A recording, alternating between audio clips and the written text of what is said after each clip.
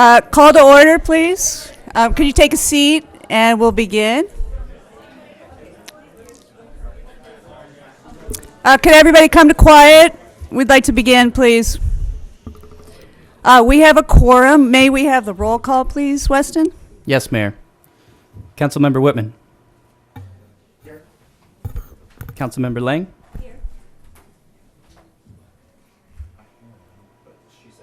Mayor Sticks. Here. Mayor Pro Tem Francina. Present. Councilmember Rule. Here. Thank you, Weston. James, will you please lead us in the pledge? Yes, thank you, Mayor.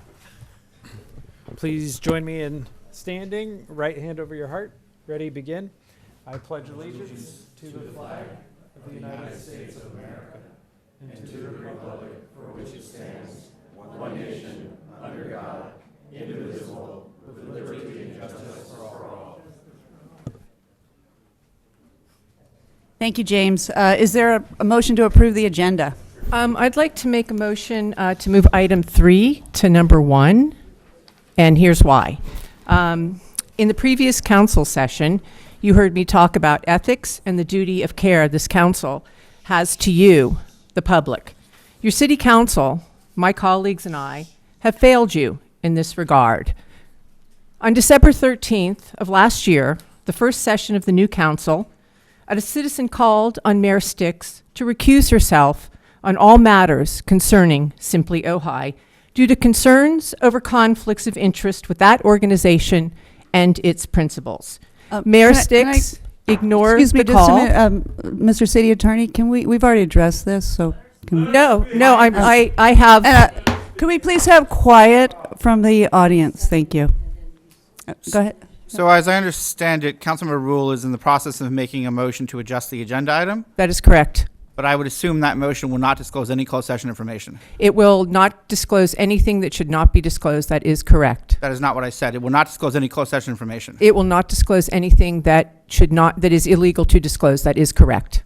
It will not disclose any information discussed in closed session. It will not discuss any information that is illegal for me to discuss publicly. It will not. That is correct. All right. Okay. Let's continue. Thank you. Mayor Sticks ignored the call. We moved on, and soon after, we adjourned for a closed session. Almost immediately, the mayor requested that council hire an outside law firm to get a new set of eyes All right. to review. Councilmember Rule, that Yes. is closed session discussion information. That's fine, but I have 3 relevant statutory exceptions that permit their disclosure. One is confidentially reporting information of perceived violations of the law to the district attorney is protected. Councilmember Rule, yes. that exception allows for confidential reports I'm to the not district finished. attorney. I'm not finished with the other That two. exception does not apply to anything you're discussing I'm not now. finished with the other two. Thank you, though. All right. Your The next two. disclosure expresses an opinion regarding the improprieties or illegalities in a closed session. That opinion, however, cannot disclose the information that is the basis of it. You Or can do so to the disclosure district is attorney, but not- justified on the basis that this information is not confidential. Last, just as attorney-client privilege may not generally be used to further a crime, neither can closed sessions. Because of that, my disclosures are not only permissible, they fulfill a public policy interest in exposing and punishing elected officials who engage in improprieties and potential criminal activity. Councilmember Rule, All you I are am not doing- the district attorney. You are not the jury nor the judge. You are not Neither empowered are to you. make those decisions. Neither Nor am are I. you. Neither are No one you. in this room is I empowered disagree to with disclose you. closed session information. I disagree with No you. one in this room I is empowered disagree to with do you. so. I disagree with you. As you noted, the exceptions are to allow disagree disclosure with you. confidentially to the district attorney. I You may disagree do with so you. via letter or other method. I I would be disagree happy to with give you. you So the I am going- phone number. so And I am as going- the chair of this, I would like to defer to our city attorney, and then we can decide this later. And I will make a motion to overrule that decision by council vote. So the chair's directive is to rule you out of order.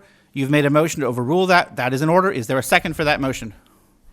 I'm not clear on the motion. I was prepared for a motion to move item 3 to 2.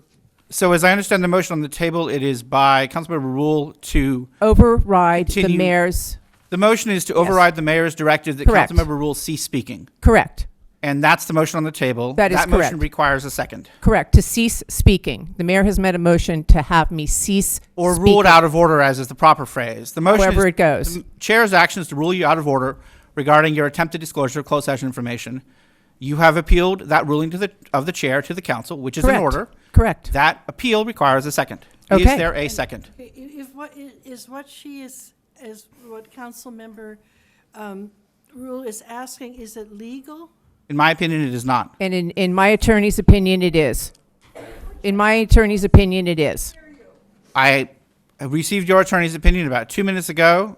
You know, that's and quickly irrelevant to reviewing me. it, I disagree with it. Nonetheless, my advice to city council, as your city attorney, is that the action proposed to be taken by Councilmember Rule is unlawful. And I would ask the council to go ahead and let me speak.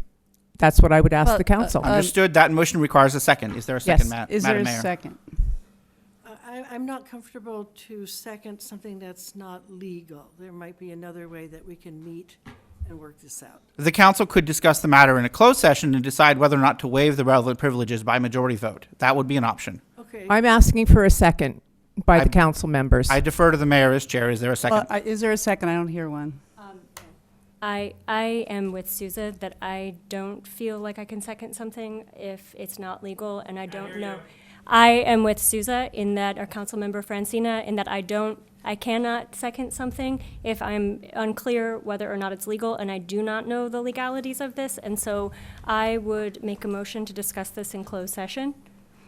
I would second that motion. So I would understand that to be a substitute motion to discuss the matter in closed session. The closed session, that I heard a second, the council could approve that. That closed session could not be held tonight. I don't see a basis to do so on an emergency basis. So we will schedule that for a subsequent meeting soon. Okay, and we need to vote on that. We would need a vote, Okay, yes. all I would like all to in- make an all in- amendment to that, if That I would could. be in order. I would like to make an amendment to have my council people reassess their vote, because there is a legal disagreement about whether or not this is legal. And there is no ostensible penalty. This is how silence is kept. Closed session, illegal, can't talk about it, not true.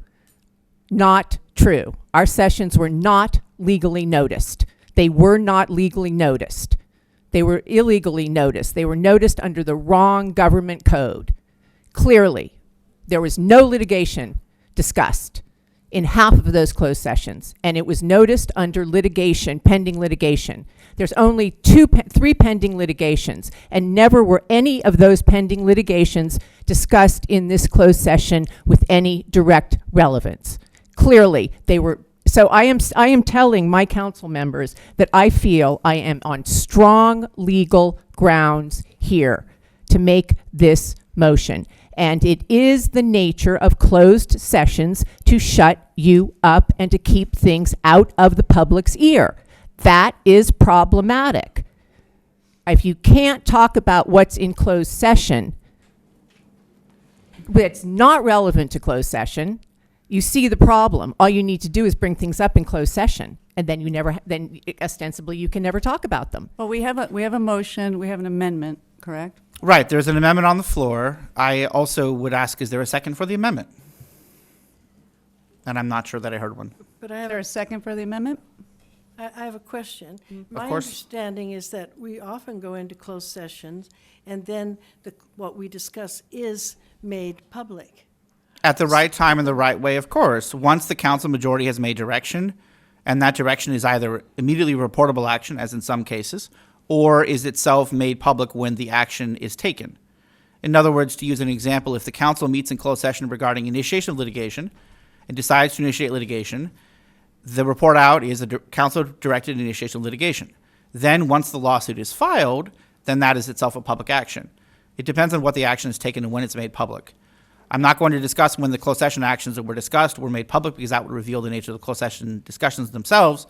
But I will reiterate that the city's position is very plain, that all of the closed sessions that it has held since the new council took office have been lawful. Have we discussed pending litigation? Yes, in every closed session. That is incorrect. That is That is absolutely false, and we're not going to discuss the details So- of why that's false. Okay, we have a we have an amendment. Is there a second to that?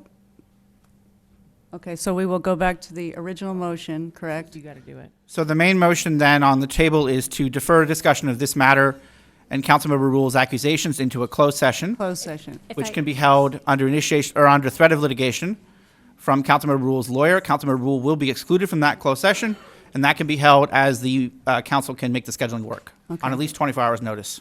I didn't understand what you just said. Happy to repeat it. So, You said, did I hear you say she would be excluded from the yes, Councilmember Rule has threatened to sue the city. She will be excluded from the closed session discussion of that matter.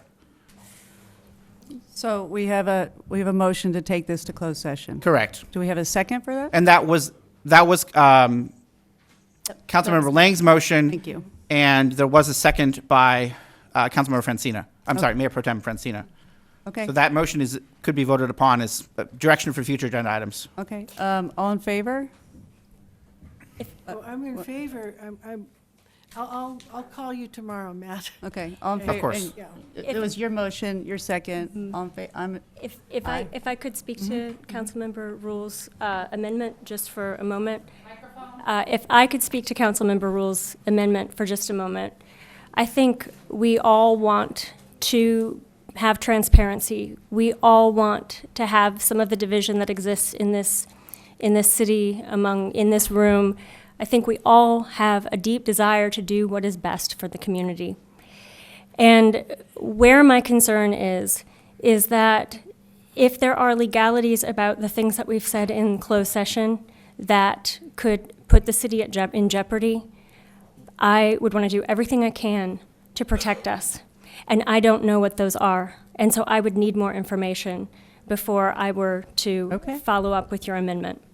Okay, very good. That is absolutely understandable. The Becker agreement, I will just say, is not pending litigation. Let's, Okay, it is not pending litigation. We have a So motion. keep that in mind. We have a motion, we have a second. All in favor? We could have Weston do a voice vote, perhaps. Okay. Maybe Weston, divided. you want to do a roll call, Yes, ready, Mayor. please? Thank Now, you. Wait a second. Well, you seconded, so you're, Can we clarify what we're voting on here? The motion is to defer Councilmember Rule's accusations to a closed session to be scheduled as soon as we can, minimum 24 hours notice, for the 4 members of the council to consider in closed session. And Councilmember Rule not to be there. Correct. Thank you very much. roll call, please, Weston? Councilmember Rule. No. Councilmember Lang. Come on. I'm not comfortable to not have her be in the closed session, but that's because you're saying that she's threatening to sue the city? Am I hearing that right? That- incorrect. That is incorrect. That is incorrect. That is incorrect. There's nothing that says in that letter from my attorney. It just gave you justification for why I could speak on closed session. It did not say that we would sue the city. It gave you sound legal reasoning. Again, any letter regarding a matter for which you have put yourself adverse to the city, including by hiring separate counsel and having that counsel send a letter making accusations to the council majority, put yourself at odds with the city. It not a direct does threat of not. litigation. It It did is a not common law threaten bias litigation. situation. Did This not is threaten this is not litigation. time for this discussion. It did Could we not. please finish the roll call, Weston? I'm in need of Councilmember Lang's response.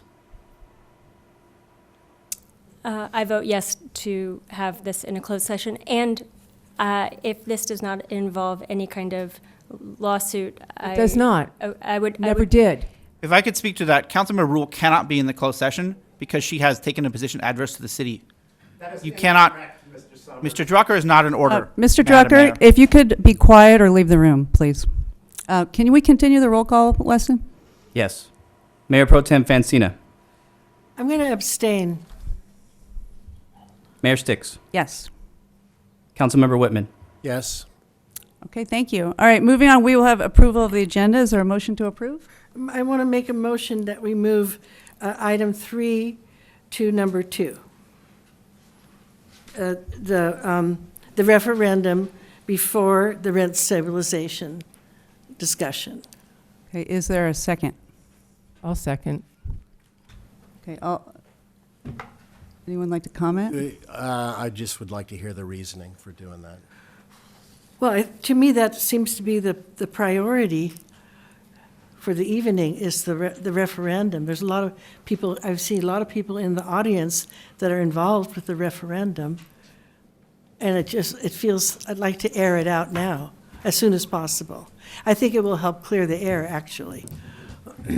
I'll second. Did I already second? If I Yeah, didn't, I will yeah. do it again.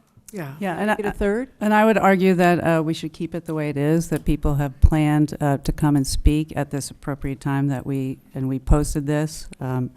And it makes sense philosophically to talk about rent stabilization before a development agreement.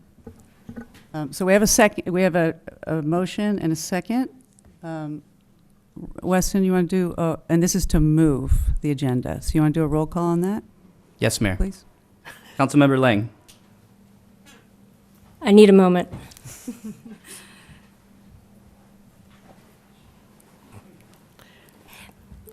And the reason why I need a moment is because what Mayor Sticks said about how people have planned their evenings in order to speak at a certain time on this topic, I don't feel like it's fair to those who had planned, a few of whom told me that they wanted to speak on this topic, knew the agenda.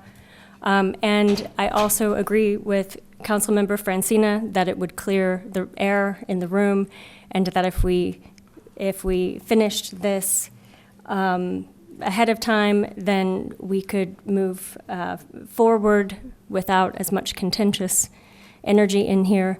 And so I'm weighing between these two decisions right now. And go ahead. Do you want to take, Weston, do you want to ask the other two? Andy, do you want to say something? Well, just maybe because of Councilmember Lang's comments, we should open it up for discussion. I certainly haven't presided on enough of these meetings to understand. I'd love to get guidance from James and Matt on the issue. I think there's merit to both what Mayor Sticks and Ms. Francina have stated. Okay, I'd like to comment. Okay. Well, just thinking quickly, obviously, when we put the agenda together, we try to try to stick to the order as much as we can. I think one of the comments was that more speakers are here for item 3 than 2, and I'm not sure if that's the case. I think the cards are there, so that could be that is one typical criteria for moving items. And there's some more. Okay, and here's some more. May I say something? And I'll just note on the legal side, there's no law regarding this. It's up to the council majority as to how, the law is setting the agenda, but not the order within the agenda. That's up to the council. Okay. Thank you. May I say something, Mayor? It's not unusual for us to change the order of agenda. We do it all the time. And this is not a dramatic move. Sometimes we've been asked to change the last item to the first item, but this is a simple switch, and I do believe it'll help clear the air. Okay, then I vote yes to move agenda item number 3 to number 1. Thank you. Okay, continuing roll call. Mayor Pro Tem Francina. Yes. Councilmember Rule. Yes. Councilmember Whitman. No. Mayor Sticks. Okay, thank you. Okay, and I vote no, but looks like we're going to move, so we will do that. Okay, so we have we're going to move item 3 before item 2. So do we have a motion to approve the agenda now? I'll move to approve the agenda with switching 2 and 3. Okay, and a second, please? I'll second. Okay, roll call, please, Weston? Or we can just, all in favor? Aye? Aye. Aye. Okay, great. All right, we will move on now to honoring outgoing Ojai Police Chief Jose Rivera's service and introduction of new Ojai Police Chief Trina Newman. Very exciting.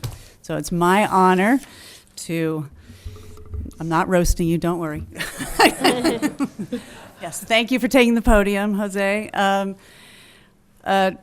Chief Rivera has served the Ventura County Sheriff's Office for over 30 years.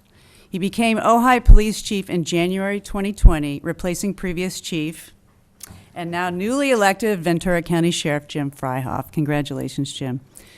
During Chief Rivera's tenure, public safety remained his top priority, but he was also focused on public engagement. He created connection between himself and the residents, which fostered a culture that encouraged his team to do the same. Here are just a few of Jose's highlights, career highlights, and accomplishments while in Ojai. Assisting the navigation through the COVID-19 pandemic. Not an easy job, so thank you very much. Reinstating foot patrols in Libby Park and the downtown arcade, so much appreciated. And a few of your major community engagement efforts. Helping to lead a series of conversations on public safety and engagement.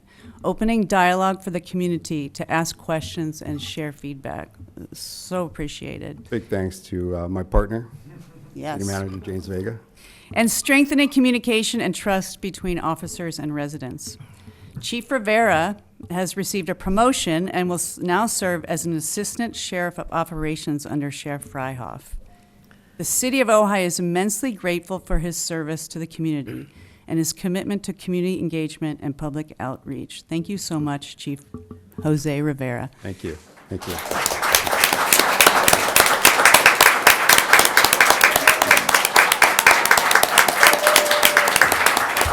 And I just want to say, it has been my honor and pleasure to work with Jose, and I had the opportunity to watch you in action twice on Ojai Avenue de-escalate a couple situations. And I was just so moved and awed by your composure, your kindness, your compassion, your humanity, and also being firm on what needs to happen. So you're just a master at what you do, and we are really grateful to have had you here for 2 years, and we wish you all the well. And Thank you. now I get to read your proclamation. Proclamation recognizing the law enforcement service and contributions of Ojai Chief of Police Jose Rivera. Whereas the City of Ojai recognizes the contributions of the law enforcement career and community contributions of Chief Jose Rivera, who began serving as Ojai's Chief of Police in 2020. Whereas the City of Ojai holds a deep concern for all citizens' well-being and recognizes the essential value of law enforcement service. Whereas we recognize Chief Rivera's Ventura County Sheriff's Office career spanning 3 decades with a variety, you're not that old though, with a variety of positions to build a well-rounded repertoire of experience to serve the City of Ojai. Whereas our community recognizes Chief Rivera's vital assistance to the safety of our community and enhancing local quality of life. Now, therefore, be it proclaimed, Chief Rivera's tenure will be remembered because of his kind and professional demeanor, his commitment to public safety, and his focus on community engagement. Now, therefore, be it further proclaimed that I, Betsy Sticks, Mayor of the City of Ojai, and on behalf of the Ojai City Council, do hereby recognize Jose Rivera for his years of service and congratulate him on his promotion to Assistant Sheriff. Thank you. Thank you very much.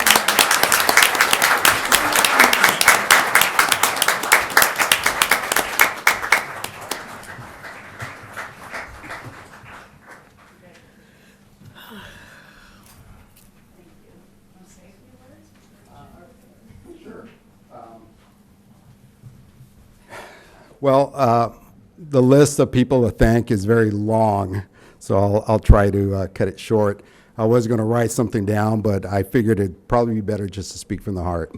So first of all, I'd like to thank council, current council and prior council members, Randy Haney, Bill Wyrick, and Ryan Blatz. They were here pretty much my entire time, the last 3 years that I've been here in Ojai. And I'm very thankful for the leadership they provided to the city, and I've learned a lot from them. My partner in crime over here, James Vega, we've had many conversations about city issues and best way to deal with those issues, and I really enjoyed the partnership that we shared. It made a big difference to me and also to the communities that we serve. I also like to thank the men and women from my department. They are out there day and night, 24 hours a day, 7 days a week, and serving the communities that here in the Ojai Valley. And they're out there constantly, always doing the right thing. So I appreciate them very much. Many of them are here today out in the patio. They stayed over their shift to be here to attend the meeting as well. Most of all, I'd like to thank the community. You know, when I first got here, arrived here in Ojai, you know, I'm not from Ojai, so, but everybody here was very accepting. And I quickly learned what it meant to be an Ohioan. So I learned a lot from the community, the conversations that I did have with residents about, it was different things, from issues to compliments, and, you know, a lot of it was compliments about how my deputies did their jobs. And I really enjoyed the feedback, developed a lot of great relationships here, which I wish to continue. So thank you all very much, and I appreciate the relationships we all shared. So thank you. Appreciate it.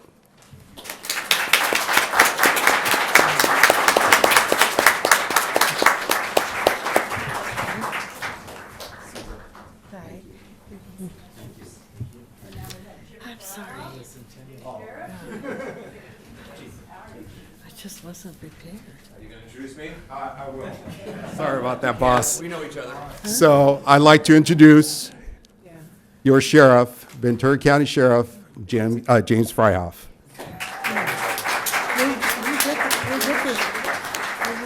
We're gonna get through this. Now, one thing that Jose didn't share is that he and I were academy classmates together. So Jose and I have worked together for 32 years as of last September. I'm thrilled to have him as an assistant sheriff. I'm sorry for stealing him from you, but just know that what he did here for Ojai, much like when I was your chief before Jose, was really embracing the community. We cannot do our job without your support. The majority of our community are good people, hardworking people that we are here to support. There is only a very small percentage out there to seek to do us harm. And that's what we're there to protect you from and work with you to solve. Not everything needs to be solved with a ticket or an arrest. Sometimes it's notifying a parent. Maybe there's diversion programs. Other resources that we can provide to our residents that are going to have a longer lasting outcome than tickets and arrests. Jose embraced that philosophy when he got here. The officers that work for you here in the Ojai Valley understand that. That is certainly my position as sheriff, and I couldn't think of anybody better to oversee all of patrol operations for the sheriff's office than Jose Rivera. He's a fantastic asset to the organization, and I'm thrilled that he accepted the appointment as assistant sheriff. Now, we had to find a replacement, right? And I love Ojai. For those that don't know me, I love the Ojai Valley. This was my first patrol station as a deputy in the early 90s. I worked at the Honor Farm in 98. I was your chief of police from 2017 through 2020 during the Thomas fire. And I gave James several applicants to interview, and I said, I'm giving you 4 very highly qualified applicants. And I know that Trina had done her homework because she had met with me, she had met with Jose, I think she met with our finance director and did as much studying as she could to prepare for the interview. So it was no surprise to me when James called and said, we've made our selection and we've selected Trina. Trina has got 25 years on with the sheriff's office.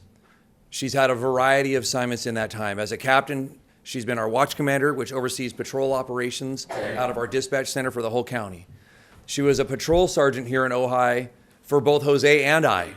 So there's a lot of experience in the Ojai Valley. She also happens to be an Ojai Valley resident, which I don't think has happened for your chief in a very long time, where you've had a resident of the valley that is also your chief of police. So I'm thrilled about that.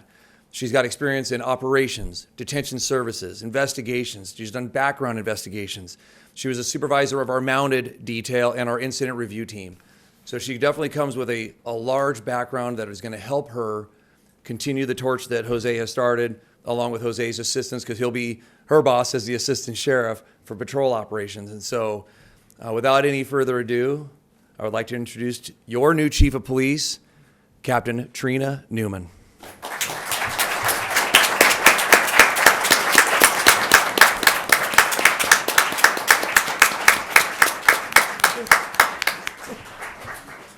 Thank you. This is special for me. I couldn't be more excited. Like Sheriff Freihoff said, I worked for both Chief Rivera and Sheriff Freihoff during their tenure here as Chief of Police in Ojai. So this is a pretty special moment for me.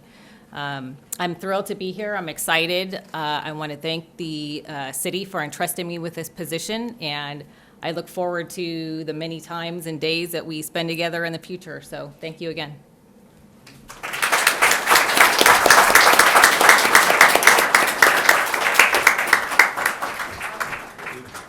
We're gonna do photographs now, and then we will take a couple minutes to enjoy some refreshments. I can't believe this. Yeah, okay. Jose, let's do one, just real quick, and then we'll get it right. All right. Very good. You gonna take a picture with us? Is that all right? You also want to come out here? Absolutely. Would you guys like to come out here as well? Yes, we would.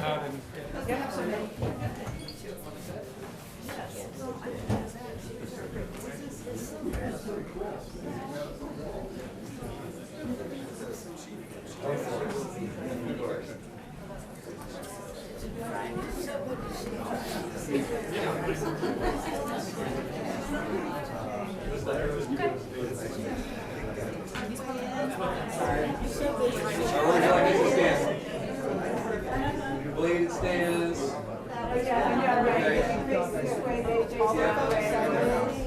Come on, Susie, you gotta get in here. There you go. Blade. Christmas pictures. This is all about Christmas pictures. Do a couple more. And then don't move when Robin's.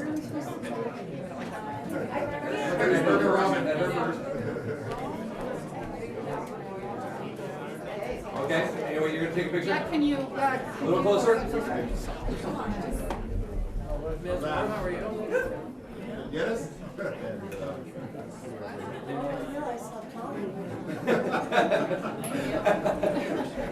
right, you wanna bring the rest of the team as well? I'm gonna have them take a picture with their chief too.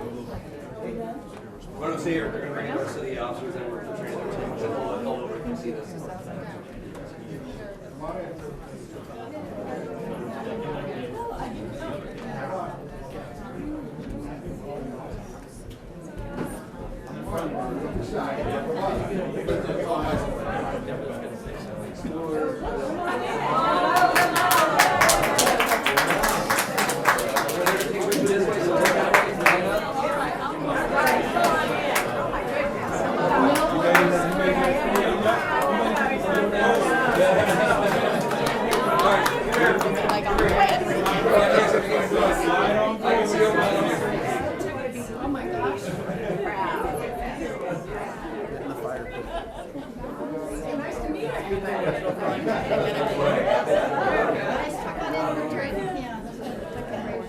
Tuck in, James, tuck in.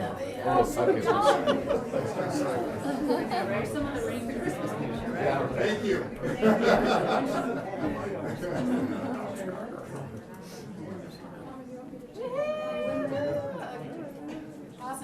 Awesome. Thank you all very much.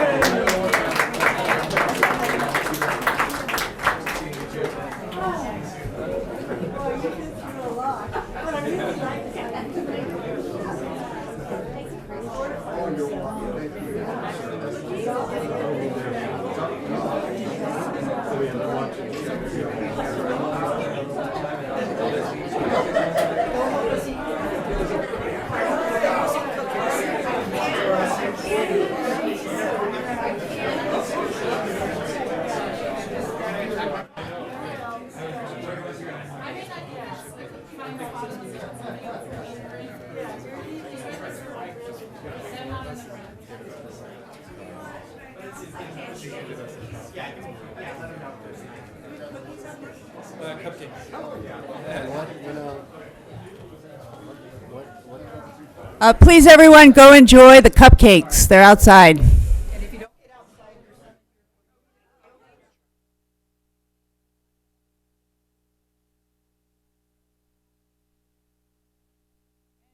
We will be back in 5 minutes.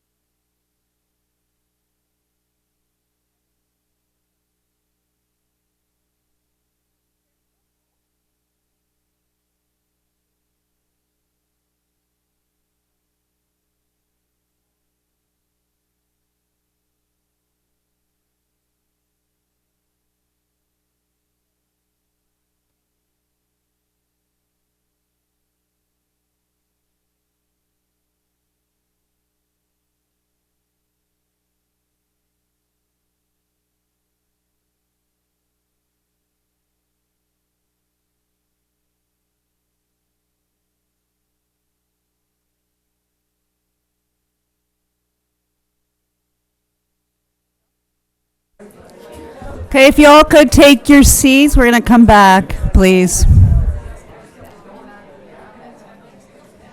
Good. Okay, if everyone could come to quiet and find a seat, please.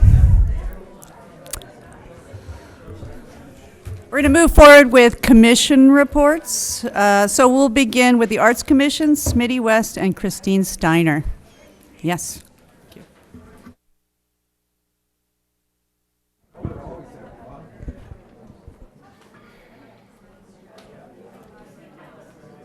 Could y'all come to quiet outside, please? We're back. Let's call the cops. We got enough here, right? That was quite impressive. Wasn't it?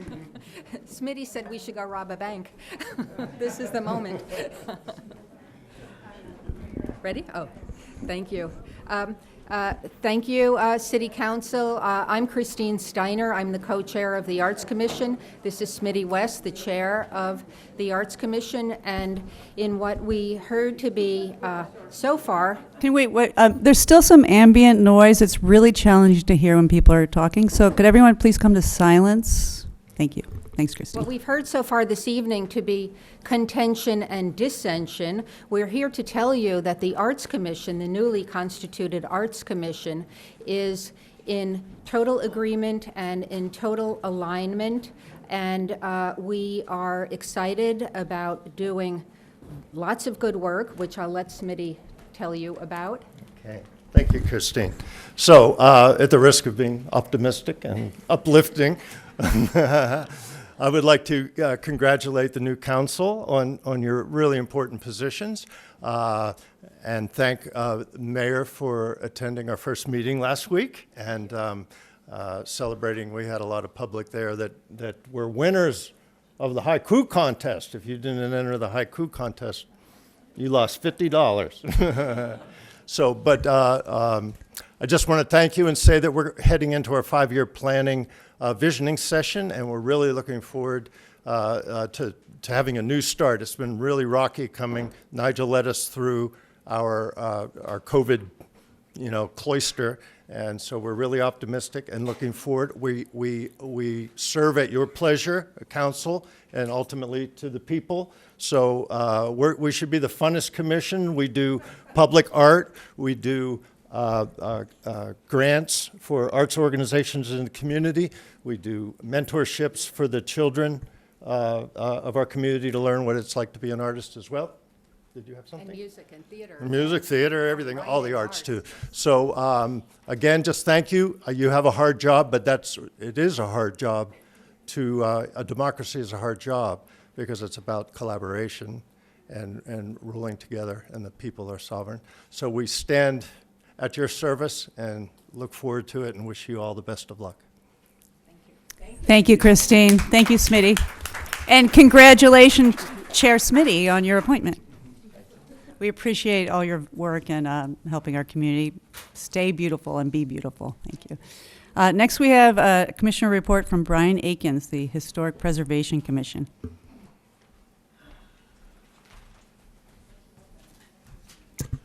Hello, Council. It's nice to be here tonight with you. 2 weeks ago, I was doing my best to get to the Honolulu airport, and then thanks to that beautiful FAA, I was just trying to get home 2 days later, and not end up in Phoenix, which is where they were going to send me. So I'd like to thank each of you for your vote in supporting the Historic Preservation Commission and moving forward. I will tell you that we did have a very beneficial ad hoc committee meeting with Gina Craig Walker, who's not a commissioner, and myself this last Saturday via Zoom. And so we've each got our homework to take going forward and kind of a pause and then moving forward into kind of a lessons learned and addressing what we've heard and what we want to do. I also want to thank the mayor for her favorable comment right there at the very end of the night, because I was listening to the last hour and a half of the meeting sitting on that airplane wondering if we were going to ever leave. It got canceled. I'd also like to thank those that are working to nominate our commissioners for the historic preservation. I do look forward to having a full commission in line with the Ojai code and being able to meet again. My target is now March. So again, thank you for those, and thank you for the communication that I got today. I also want to thank Robin Godfrey, who managed to find the email that I sent early Tuesday morning to the council that somehow ended up in a spam folder in James's office. I joked with Robin that that's because it was spam. You know, it's the favorite thing in Hawaii. So thank you all very much. And thank you, Brian, for working so hard to preserve our city. Much appreciated. Glad you made it back from Hawaii. Yes. Okay, we will move on to public communication. And just a reminder to everyone, these are items not on the agenda. And because they're not on the agenda, we cannot discuss them. When you make a comment, we're not ignoring you. We appreciate your viewpoints and participation, and we can agendize that item for the future. We will be dropping public comment to 2 minutes because we have so many comments overall tonight. At the end of the 2 minutes, you will hear a chime, so please stop talking and respect each other's time and the spirit of equity. And just a little note, we want to create and maintain an atmosphere at our meetings where the council and members of the public can attend to business efficiently, fairly, civilly, and with full participation. Therefore, I ask that we all strive to be our most gracious selves. To that end, please, excuse me, I'm going to ask, to refrain from making any noise. It's really hard to hear, and we have important decisions to make. To that end, please refrain from side conversations, clapping, and of course, booing. Please turn off your phones. If you need to talk, please go outside. Ambient noise and distraction hinder good decision making. We truly appreciate your cooperation. Thank you very much. And I'm going to ask everyone, we have children watching this. We have many members of our community watching this. Let's be our best selves and model the kind of behavior that we would like to see in the world. So civil, respectful, respecting other people's viewpoints. That's why we're here. So we'll begin public comment first with Peggy Lacera, then Leslie Litovsky, and then Anita Cram. Hi, I'm Peggy Lacera. I just want to say very quickly that the thesis of my 2-minute comment is on making sure that you use verifiable facts in decision making. I may make reference to some issues that are on the agenda, but that is not the thrust of my comment. I'd like to welcome the new members of the council and express my appreciation in particular to Mayor Betsy Sticks, who continues to guide the Ojai ship with even-handed grace, no matter how rough the seas or unruly the deckhands. Like many Ohioans, I had hoped that the election would have put an end to the divisiveness that has plagued our community for some time now. It has not. Much of this divisiveness results from a misunderstanding of issues and some, sadly, from intentionally deceptive rhetoric. I supported Mayor Sticks's campaign because it was based on verifiable information rather than emotional fact-distorting narratives designed to sway public opinion. A lack of clarity and/or intentional misrepresentation of facts can cause social problems, and it can also result in our elected officials making poorly informed decisions that result in lawsuits being brought against the city. For example, one might try to justify a decision to allow a development project to move forward despite its failure to meet the requirements of the California Environmental Quality Act on the basis that Ojai badly needs affordable housing. But a project currently under consideration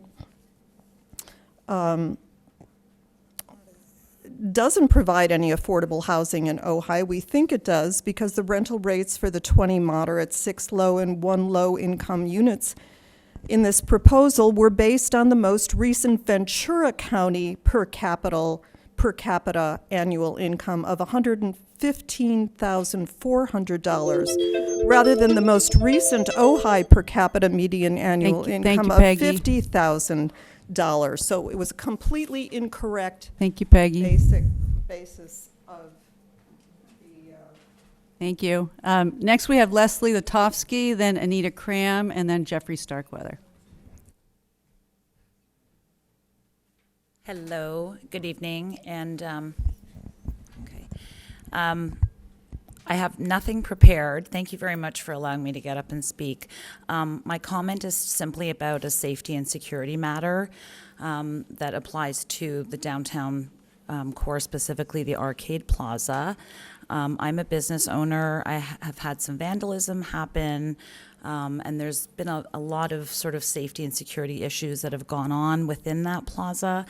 And so all I'm asking is for your attention to perhaps a security camera or something that we could do to sort of step up security within that area.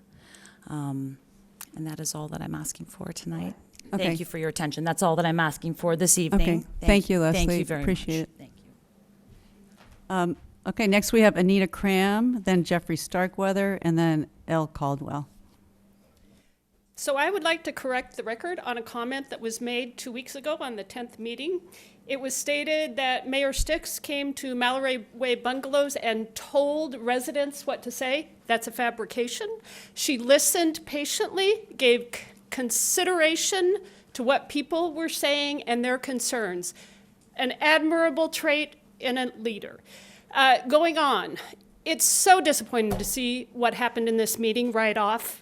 This is, this is not who we are. We are the community of Krishnamurti came here, the Theosophical, Crotona. The Ojai Foundation has worked years for council. Council, please, this is so unbecoming of our community. Remember who we are. This is not who we are.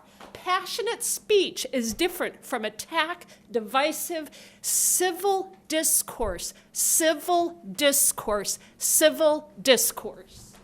Thank you, Anita. Next we have Jeffrey Starkweather, then Elle Caldwell, and then Larry Steingold.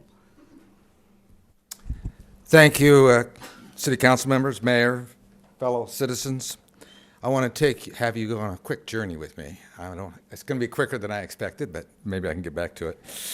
I moved here in 1953 when I was 6 years old, and I went to the public schools. I walked to school, and everybody in the community went to our public schools, regardless whether you were a lawyer or a shift worker like my dad.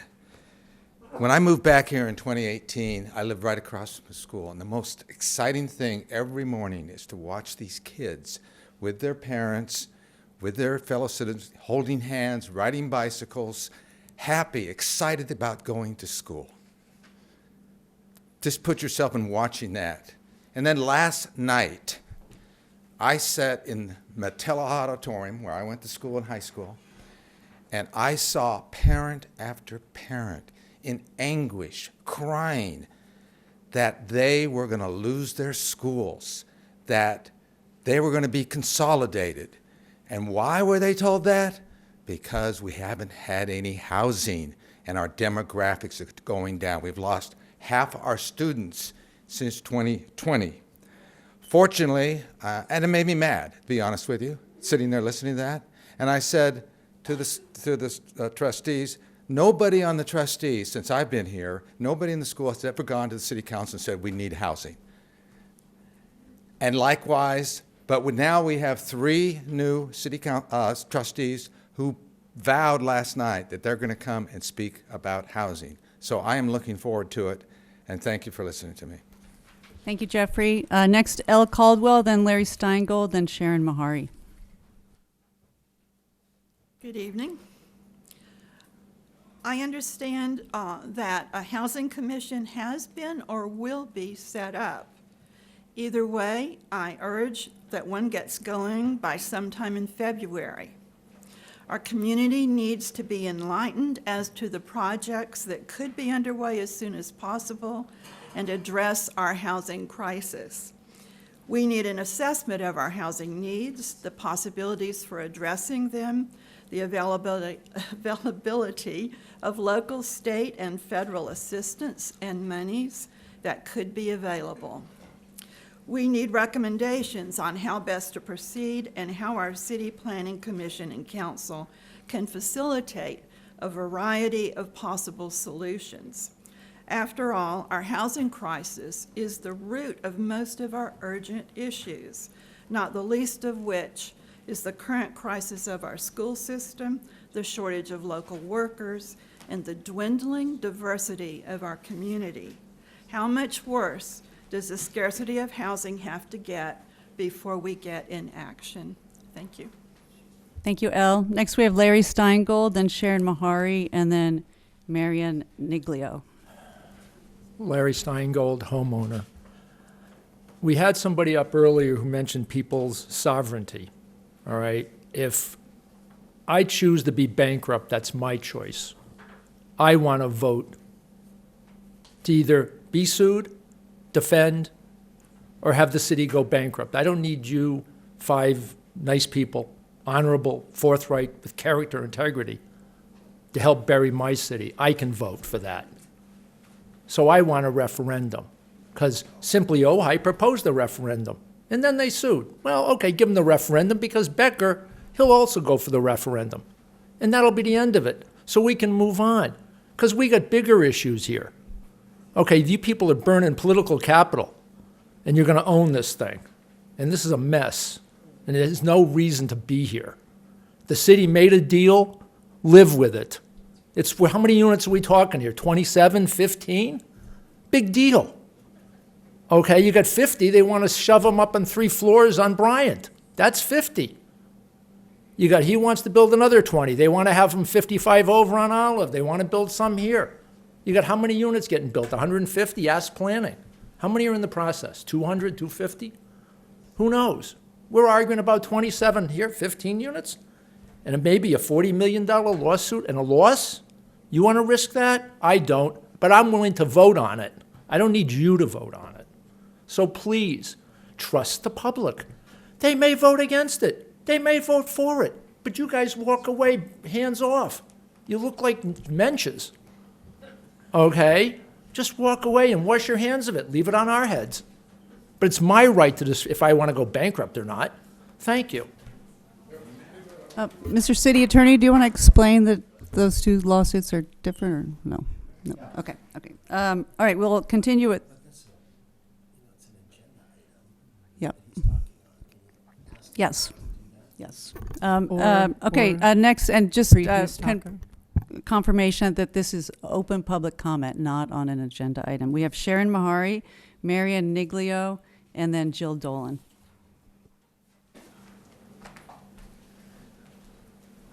Hi, everybody. I'm going to be very brief. Like everybody else, I think we feel this very tense energy in the room. It's not a good feeling. I think we want to get back to happy, loving, kind Ojai. But we need transparency. We need to know what's going on. And I think a lot of us are very concerned about these secret sessions. I mean, just the word secret is troubling. So I'm reaching out to you saying, please be transparent. Let us in on what's going on, because if you don't tell us the facts, that's how rumors get started. That's how misinformation gets started. And that's just very destructive for our community. Thank you. Thank you, Sharon. Next, we have Marian Niglio, then Jill Dolan, and then John Drucker. Okay, so there are 3 items I want to bring to the public's attention. First, the Ojai Family Shelter is segregating an underserved population. Second item, the government's COVID website is not current with the CDC's report on vaccine safety and impacts. Third, I'm here to provide the public with some of the V-Safe, vaccine-safe data recently released by the CDC. First, the Ojai Family Shelter does not assist unvaccinated guests. Not assisting this underserved population is a form of medical segregation. In fact, their policy on the website states, quote, "In order to participate in the winter shelter program, shelter guests are required to have a COVID vaccination. There are no exceptions." This policy demonstrates that OFS is unaware of the updated information regarding vaccine safety and impact from the CDC. Second issue, the government's COVID website is not current with the report recently released by the CDC. The government's COVID website states that the vaccines are safe and effective. However, according to the CDC information obtained from their V-Safe data, 7.7% of vaccinated people had to seek medical care after vaccination because of adverse events. Furthermore, 1.3 million COVID vaccine recipients missed school or work resulting from adverse events. And 25% of vaccinated people became severely ill after receiving the vaccine.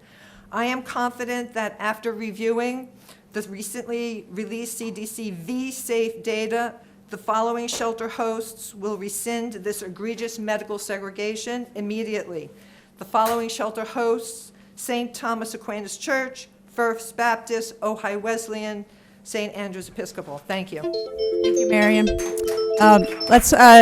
I appreciate your enthusiasm. Could we please refrain from clapping tonight? Next, we have Jill Dolan, then John Drucker, and then Anson Williams. Hello, drama fans. I'm with the Ojai Art Center Theater, but we got nothing on you, okay? Boy, oh boy. But what we do have is we have comedy. We have comedy, and I am here to invite you all to come to our season opener, which is Becky's New Car, which opens this Friday at the Ojai Art Center Theater. And I would also like to encourage everyone here and at home to consider buying a season ticket to the Ojai Art Center Theater, because we have a great season and we are your community theater. And I know that at least one person in this room has a season ticket because I looked at the list. Okay, I also want to take just a brief minute to talk about the Art Center, because I think a lot of people may not know that the Art Center in our community is the oldest continuously operating art center in the state of California. And the building was built in 1939. The community theater portion of it is actually older than the building. Most of the arts groups are older than the building. Sometimes I feel older than the building. Okay, right now we are desperately in need of your support. Maybe you haven't heard that live theater across the country is in danger right now. Ticket sales have fallen 30% in theaters across the country, and many theaters are closing. So we really need more time. We really need your support. So I see some folks from OPAT here. I don't know what happened to Joan. Joan Kemper is currently spearheading our effort for all of the theaters in Ojai to work together to help each other out. But we really need people to come to see our shows, and we have great shows this season. So Becky's New Car opens this Friday night. We always have a party after. It's so worthwhile. We have audience talkbacks. It's a great place to hang out, and I hope you guys will come and see the show. Thank you. Thank you, Jill. Anybody want a thing? Next, we have John Drucker, then Anson Williams, then Robin Gerber. Yeah, you can pass them out.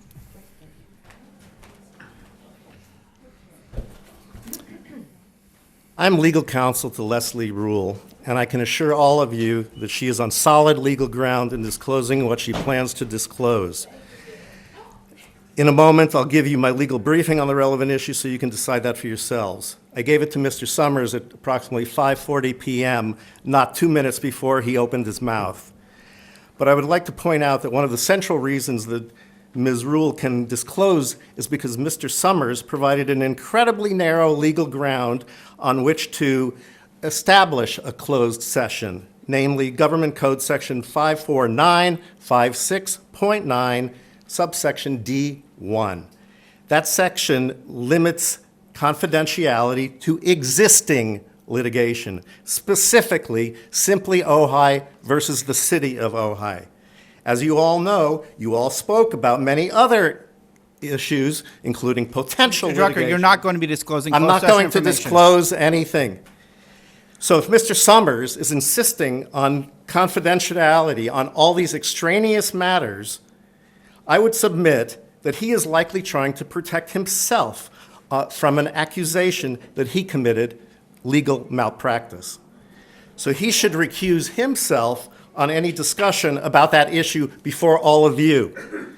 At any rate, Councilmember Rule is willing to take the risk of defying Mr. Summers and make her oral statement available in writing to anyone who wants to read it, because she believes in transparency, transparency, transparency. Thank you. Thank you. Quiet, please, outside. Next, we have Anson Williams, then Robin Gerber, then Tom Francis.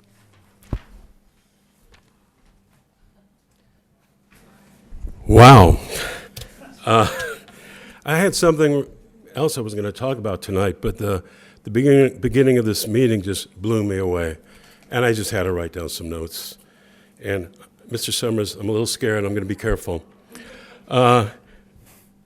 Despite the efforts of the city attorney and the mayor to shut Councilmember Rule up, we now know from what she did manage to say that there's a serious conflict of interest in the mayor's office, and they want to keep it a secret from the public. Democracy dies in the darkness. I love that quote. I grew up with that quote. I live that quote as a Democrat. But we are just starting to turn on the lights. And trust me, all of you, they will be shining bright. And we're going to get to the bottom of this, and the voters are going to have their right as voters with the truth, transparency, and fairness to our community, to keep our community. Thank you. Thank you, Anson. Next, we have Robin Gerber, then Tom Francis, then Bob Kemper.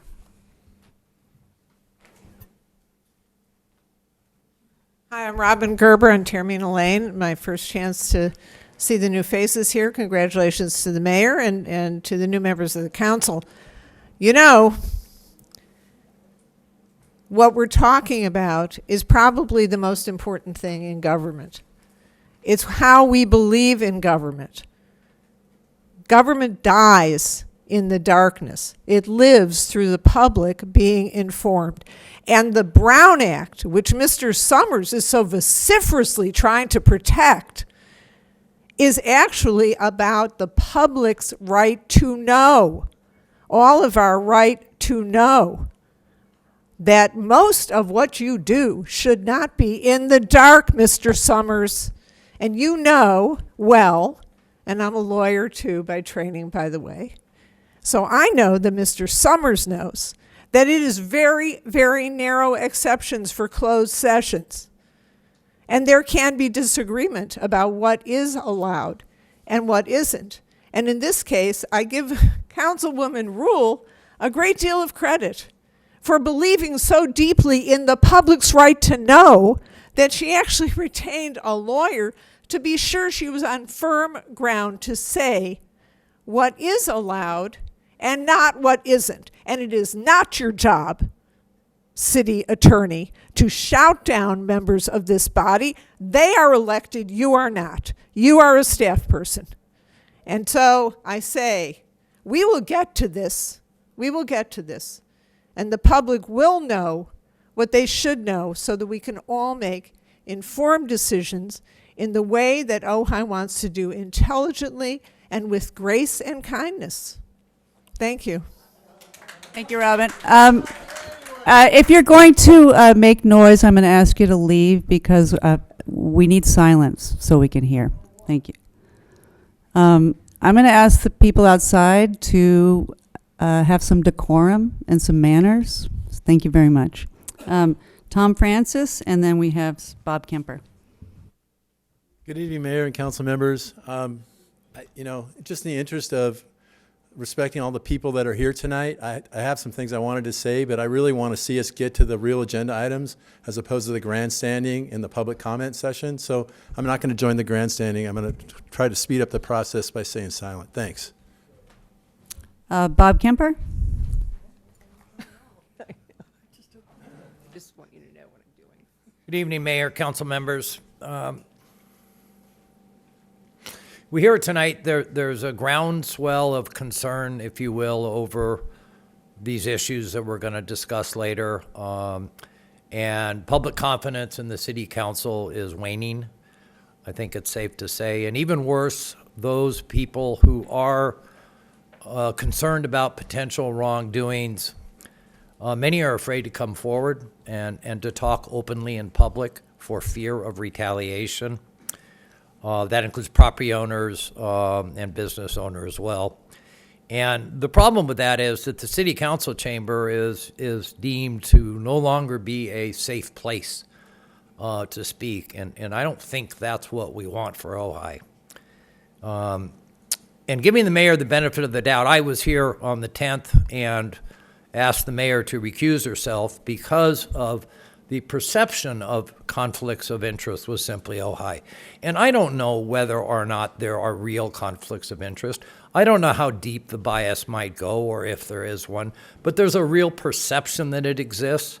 And therefore, it's in the public best interest to recuse yourself until such time that the city council can establish some sort of a committee and address the very issues with which Councilwoman Rule brought up on the 10th. Those of the issues of ethics versus strict legality. And the city attorney commented that ethics was the subject for politicians, not the law. I agree, so let's go there. Let's immediately form a committee to establish a set of ethical standards by which all elected officials must comply. Do we want to be governed by legality, or do we want to be governed by a higher standard, by higher ethical standards? I think the latter. Thank you. Bob, any comment? No. Okay. I do have one card from Joseph Wells, and he wrote the item number is 911. Is he here by chance? Maybe it's a joke. Don't know. Okay. All right. Sorry. Is this for public comment? For public comment, though? No. Okay. It's on the agenda about the gas ovens and everything. Okay. That would be the REACH codes. Yes. Okay. All right. Thank you. Okay. Thank you very much. Any public comments on Zoom, Weston? No, Mayor. No raised hands now. Okay. Thank you. All right. We will move on to the consent calendar. Is there a Pardon motion? that. We just had one raised. Okay. Catherine Donwin. Catherine Donwin, you have the floor. Hi, good evening, everyone. I wanted to speak today regarding the 4-hour school board meeting last night. It was a very frustrating meeting to attend for various reasons, but the particular one being that families as a demographic have been neglected for an extremely long time in our community, and we are now starting to see the effects of it. Some of the reasons include a lack of affordable housing. And now those of us with families are in a position to watch our schools be consolidated and stripped down to the bare minimums. And so I just wanted to speak today to implore the city council members and our mayor to make sure that when you are voting and making these decisions that impact our city, that you're taking into account some of our most vulnerable populations, which include our children and our lower income families. So please keep that in mind when you vote on any items now and in the future. The families would greatly appreciate it. Thank you. Thank you, Catherine. All right, we'll move on to the consent calendar. We do have one public comment on item G. Larry Steingold. Larry? Oh, there he is. Letter G is about hiring the consultant for the asphalt for the road. I'd like to know when asphalt will actually be laid. Pick a date, any date, but pick a date. Pick a road. Have a contest between all the different district commissioners. Who's going to get the first asphalt? Okay, also, How much money do we need to complete all the roads within a certified period of time? 15 years, 30 years? Do we need $100 million, $60 million? Where are we going to get it? Is the consultant here? Is he? Oh. Has he looked to see how much money we need to generate to do all the asphalt, as they say back east, the asphalt, to put on the ground? When? It'd be nice. They've been working on it for years. Ask the study. The previous public commissioner, Public Works, they were working on roads. They must have some study. What roads are the worst ones? When will they start paving a road or scraping a road or filling in a crevice? Me taking pictures and sending them to Public Works for potholes isn't going to work. I'm sorry. Okay, I'd like to see all these people who have lousy roads actually come here. It'd be nice if they showed up and actually cared. Thank you, Larry. Mayor, can I Yes. just answer a couple of those questions? Because we do get a lot of questions about paving that I think everybody would appreciate hearing. Just the report explains it a little bit more in depth, but the very simple answer is that we're finalizing the city's prior 10-year plan. We're on the 10th year, the last year of the 10-year plan. So this consultant for this project is just doing all of the work to finalize that last year of the plan. And so the question of, is the consultant giving us feedback on other streets that need paved? That consultant is not. We are separately working on the next 5-year plan. I've said this a couple times in council meetings. The current, or the 10-year plan that we are closing out this year and we're trying to pave this year, it was a plan where the city was only paving every other year because the city did not have the funds to pave more aggressively. With the passing of Measure C in 2020, we have built up funding and we're planning to pave every year. And our goal in our next 5-year plan is to actually increase the score from right now it's below a score of 50 out of 100 citywide, and to, for the first time, have a plan to increase the score after 5 years to a score of 70, which is a passing pavement score after 5 years. So just to speak to those questions, those two things are currently happening. They're kind of separate. We're finishing our last year of paving, and then we have a new team working on the 5-year plan to actually improve our paving score. And so again, that's included in the report, and we're happy to answer any questions on that. I just want to say thank you, James. Great news. Thank you for finally we have a plan. Good. Yes, and Yeah, and, oh, I'm sorry. I wanted to speak to Larry's comment as well. There are a number of those streets in my district, District 2, that are scheduled for pavement, and I am really excited to say that a number of the problematic streets that I heard about when I was walking our neighborhood are going to be the first on this list. And I also want to, yes, I know, and I also really want to thank James for your leadership in this. James and I sat down and I got a real clear sense of what streets are going to be paved and what this next plan is going to look like. And I will say that I am just completely impressed with your leadership. This is an aggressive plan that is going to really make our streets much safer and much more drivable and walkable for our kids, for our pets, and for anyone walking with assistance. So thank you. Leslie? Yeah, thank you. I also wanted to thank James, and I wanted, it's great. And likewise, when we were canvassing, we heard a lot about the streets and the unsafeness of them. So thank you very much. And I wanted to let Larry know that there actually are documents available that will show you the particular streets and when they are planning to be paved. So the plan is there. The streets are highlighted. The dates are good. The cross streets are indicated. So you can come get those and start to rest assured. Thank you very much. Can I add one thing? I forgot to answer the most important question when Larry asked, when are we actually going to pave? With the approval tonight, we would send this to bid. If we can get the bids back from the contractors when we're hoping to get them, we're looking to pave between June to August is our goal. Great news. Thank you, James. Weston, any public comments on Zoom for consent calendar? No, Mayor. Okay. All right. Is there a motion to approve the consent calendar? I'll move to approve. I'll second that Second? motion. Okay. All in favor? Aye? Aye. Okay, wonderful. All right, thank you. All right, we will move on to item number 3.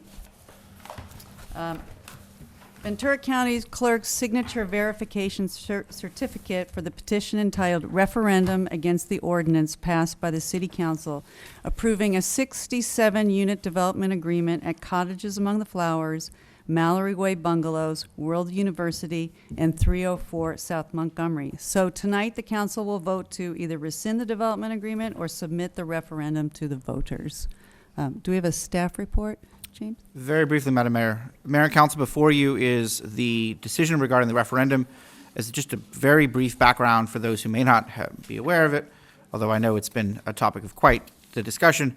The council on October 25th adopted an ordinance approving a development agreement. The development agreement provides for a multifamily housing project that totals 67 units, of which 20 would be deed-restricted affordable for 55 years at moderate income, 6 deed-restricted affordable at low income, and 1 deed-restricted affordable all for 55 years at very low income levels across 4 sites: 312 West Aliso, 107 North Ventura, 304 South Montgomery, and 412 Mallory Way, including the sites properly known as the Cottages Among the Flowers, the Mallory Way Bungalows, and the former World University site. The last site on Montgomery is a vacant parcel of land. The prior council approved the development agreement. A valid referendum petition was received and processed through the county with sufficient signatures to force a referendum. That came to the council at your prior meeting, and the city council decided to continue the matter for further evaluation, and now has 2 choices before it. Choice 1 is to repeal the ordinance, which would rescind the approval of the development agreement and return the matter for future action as may happen. Or second, submit ordinance number 934 to the voters of the city. And the 2 sub-options there are the election timing. First option is the general election, the next general election in the city, which is November 5th, 2024. The second option would be a special election. There's 2 sub-options there, so sort of a decision tree. The sub-options there are the March 5th, 2024 primary, or any Tuesday that's not after a Monday holiday that's at least 88 days from today. We received information from the County Registrar of Voters regarding the cost for the elections. The November 5th, 2024 general election cost is $6,000 plus legal publication costs. The March 5th, 2024 election would be $12,500 plus legal publication costs, or a standalone special election would be $88,000 plus legal publication costs. Those are, as noted by the county, estimates, not final numbers, but we wanted to provide them. We've also made that available to the council, and the public packet at the lobby has that information as well. So as noted, the council has 2 choices: repeal or submit to the voters. If to the voters, we would need direction regarding the election, whether the general election or a special, and the necessary resolution to repeal it or to submit it to the voters are in the packet. Thank you. Thank you, Matt. All right, any questions from council? Sousa. So could you review? Microphone, please. Oh, could you review for myself and the public, what are the drawbacks? I mean, we'll save money if we wait a year, but what are there legal repercussions if we wait a year just to save? So March 5 is $12,500, but a special election is $88,000, and that's actually the first time I've seen that figure, so I have to absorb that. Yes, what are the repercussions delaying a year, both for the developer, for lawsuit implications, all of that? I'll provide some of that information. The rest of it's been discussed previously. The options regarding election timing, all are constitutional options. Okay, So okay. the council can choose freely among the 3 choices for the election date. Things to consider are turnout. Historically, the city has had a higher voter turnout at general elections as opposed to special. And historically, the city has had the highest voter turnout at presidential elections, which November 5th, 2024 is going to be a presidential election, at which President Biden may or may not run for re-election. That I don't know. But the turnout is historically high at presidential elections, if you look historically. So the council may wish to consider whether a higher or lower turnout election would better accomplish your goals. The cost is as noted from the county. The delay may or may not affect the legal situation. It will be up to the developer. If the city put it for a special election earlier, the developer might choose to sit on their applications that have otherwise been filed, including several builder's remedy applications, and not pursue those in favor of running a campaign for their project. They may also choose not to do so. I do not know what they will do. They may choose to pursue those if we set the matter for the highest turnout election, which would be the general election. But again, they may or may not, I can't predict what they will do. And my expectation is that the developer may well choose to pursue their applications anyway. But that will be up to them, not to the city. And the city will defend any losses that may be filed against any of the following options. Thank you. Okay, thank you, Matt. Any other questions?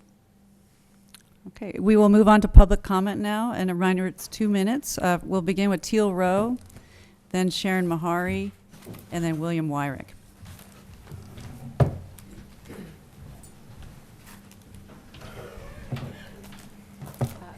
Thanks. Good evening, Mayor, City Council, staff, and Chief. Welcome. I'm Teal Rowe. I am a county resident. This is a list of all of the meetings that we've had that have led, well, the city has had that has led us to this point tonight. I wish I would have added tonight's meeting onto this list. When I go over these meetings, I realize it comes down to some certain points that I have this list up because I'm speaking to the people at home. If you want to know how we got here, please watch these meetings and use your own critical thinking in order to come up with your decisions if this comes to a vote. I trust the council and the mayor tonight for your right action, for your decisions. I'm concerned about a vote because of the misinformation that's going on in our tiny, beautiful town. I may be putting a target on my head right now, but I have to because I gathered probably 55 signatures for the referendum, and I will tell you, people are afraid to put their name on that document. They are afraid of what's going on. They don't want to be evicted. They don't want to be blacklisted, and they don't want their rents to be raised. The public of Ojai is afraid, and I witnessed that. And I'm shaking in my boots right now as a citizen by saying this. It's terrifying to witness people in fear of the law that backs them up. Thank you, Teal. Thank you. Excuse me, Teal, I believe you made an incorrect statement. James, those are not the only dates that the council discussed this. This is the most recent that I've witnessed myself in my research to find out the truth about this issue. This is taking away existing housing. Thank you, Teal. That is not, that to make it correct, it's not correct. Yeah, and I didn't see the dates, but the staff report includes a list of dates we've discussed it. So if anybody wants to know what dates we talked about it, that's in the staff report. Thank you, James. Next, we have Sharon Mahari, then William Wyrick, and then Tara Jeffrey. Sorry, I just want to say that list is very interesting because it demonstrates how difficult it has been for the city council to make a decision on this project. So I think it's time to take it to the people. I think that's the fair thing to do. They may not vote the way you want them to, or the way any of us want them to, but they have a right to step in on this. It's got to come to an end. We're spending so much time and money and thought and grief over this. It has to come to an end. Thank you. Thank you, Sharon. Next, William Wyrick, then Tara Jeffrey, and then Jody Kaler.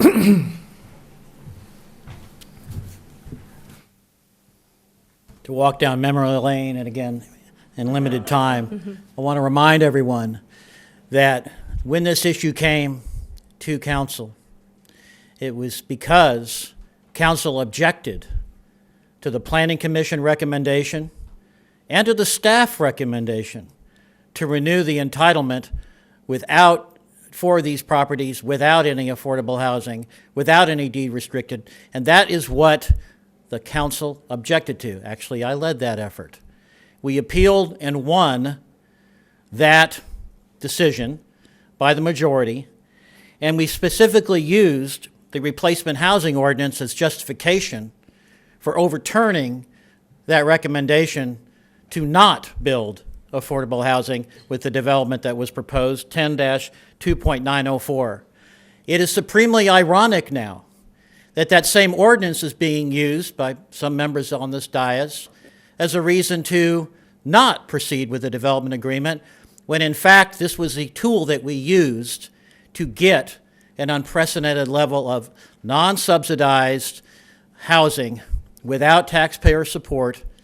Well, you need that kind of housing too, but this was the idea of using all available tools to get the housing that we could get built. It is supremely ironic now that the same ordinance we used to get affordable housing is now being used to say we should not have affordable housing from this agreement. And last night, the school district's arguments were especially poignant about the fact that the city needs to get more positive about workforce and diverse income classes of housing of all stripes, because the lack of housing is part of what is systemically killing our public school system. And so I would argue that you should respect the wisdom, intelligence of our people, and let's have a focused debate as soon as possible on this issue. Thank you. Thank you, Bill. Next, we have Tara Jeffrey, then Jody Kaler, then Sharon Alinsky.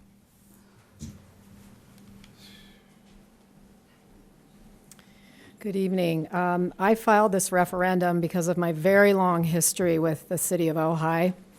And I think it's crucial to re-examine the decisions made by previous city council members that illustrate the inequitable concessions given to developers over a long period. I was in a now defunct group called the Citizens to Preserve the Ojai, the group which got its start by fighting and stopping a 4-lane freeway into the meadow, into the Land Conservancy Valley Meadows project. So Los Arboles condo project on South Montgomery Street was very similar to the project before us. It destroyed well over 20 low-income homes called the Evergreen Cottages and swapped them out for luxury condos. At one time, I lived in one of them. They were run down, but a great place to live if you didn't make a lot of money. The city actually changed the general plan so the developer could squeeze in more of the condos by diminishing the allowable setbacks. This was unprecedented to favor a project enough to change the general plan, and we fought against it, but the city gave in. Promises were made by the developers to have a trolley for increased traffic. They said they were only artists' lofts. Not one promise was kept, and the condos sold for hundreds of thousands of dollars more than they said. We appealed the decision and won. There was an appeal by the developer, and we lost.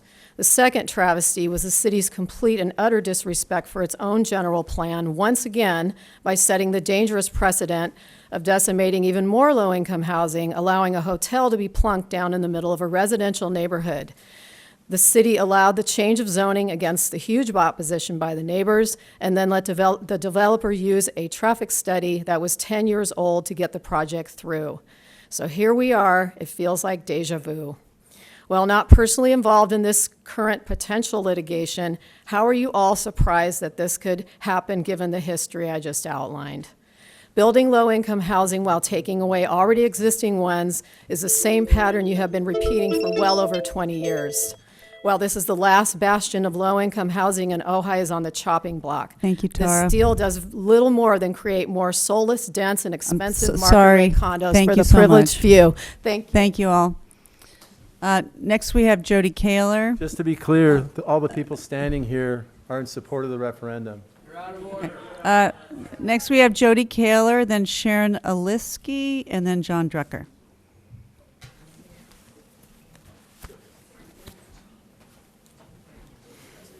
Hello, welcome to your new positions.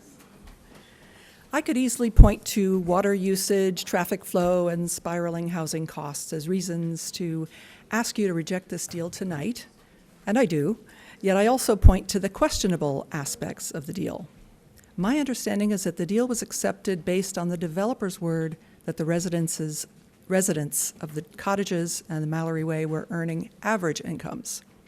An official correct canvass of income levels should have been done because, one, most residents living there may have low, very low, or acutely low income levels, and two, the Affordable Housing Replacement Ordinance requires like-to-like replacements, and this development seeks to build rather pricey residences that are not like-to-like. Questionable, too, is why the cottages and lodges don't have historical preservation status. I'm sorry, Jody, I'm going to interrupt you, and can we stop the time? Could we stop the conversations in the public, because we can't hear what Jody's saying? We can't hear, the microphone isn't on back there. Okay. It's on? It's on now. Can you go ahead and finish, Jody? You're good. Thank you. Questionable, too, is why the cottages and lodges don't have historical preservation status. As it was mentioned at the meeting last July, something about how that didn't happen doesn't seem to be on the up and up. And has the legal requirement to maintain these properties been met? I find it really commendable that this developer wants to leave a legacy of ongoing income for his children. I'm a daughter, that would be great, and it's a nice win for them. To make this transaction a consensual win-win, though, Ojai needs a win on water, environmental impact, legal and above-board procedures, and rents that Ojai residents can actually pay. Please reject this deal tonight. If it's not on the up and up, send it up and out. Thank you. Thank you, Jody. Next, we have Sharon Alitzky, then John Drucker, and then Larry Steingold. Hi, thank you all for your service. I just want to say this is a difficult issue, and I do have mixed feelings about it. On one hand, I'm very grateful to what our former council people, Wyrick and Blatz, were able to negotiate, but they're sort of temporary protections. And ultimately, there's going to be a loss of units for low income, extremely low income, very low income, and acutely low income. And also knowing that our workforce needs housing, it seems to me that most of this housing is going to be out of reach for even those who are within our workforce, the moderate income units, certainly our workers in the hospitality industry, those who are teachers. I don't see that there's going to be very many of these units that are going to be affordable to them, so I don't see it really helping our town in the way we need it to be helped. So I ask you to reject this ordinance. Thank you. Thank you, Sharon. Next, we have John Drucker, then Larry Steingold, then John Boetti. Excuse me, is there a way to turn up the microphone out here so we could hear it? Thank you. Is there a way, Weston, on the hallway? In the lobby area. I don't think so. I guess we would just have to ask people to speak up. Okay. Yeah. Good evening again. I simply want to use this opportunity to deliver the legal memorandum for you that I mentioned earlier. Mr. Drucker, that letter is addressed to me. I will ask the council to pass it to me. Them, Mr. Summers. Thank you. Appreciate your concern.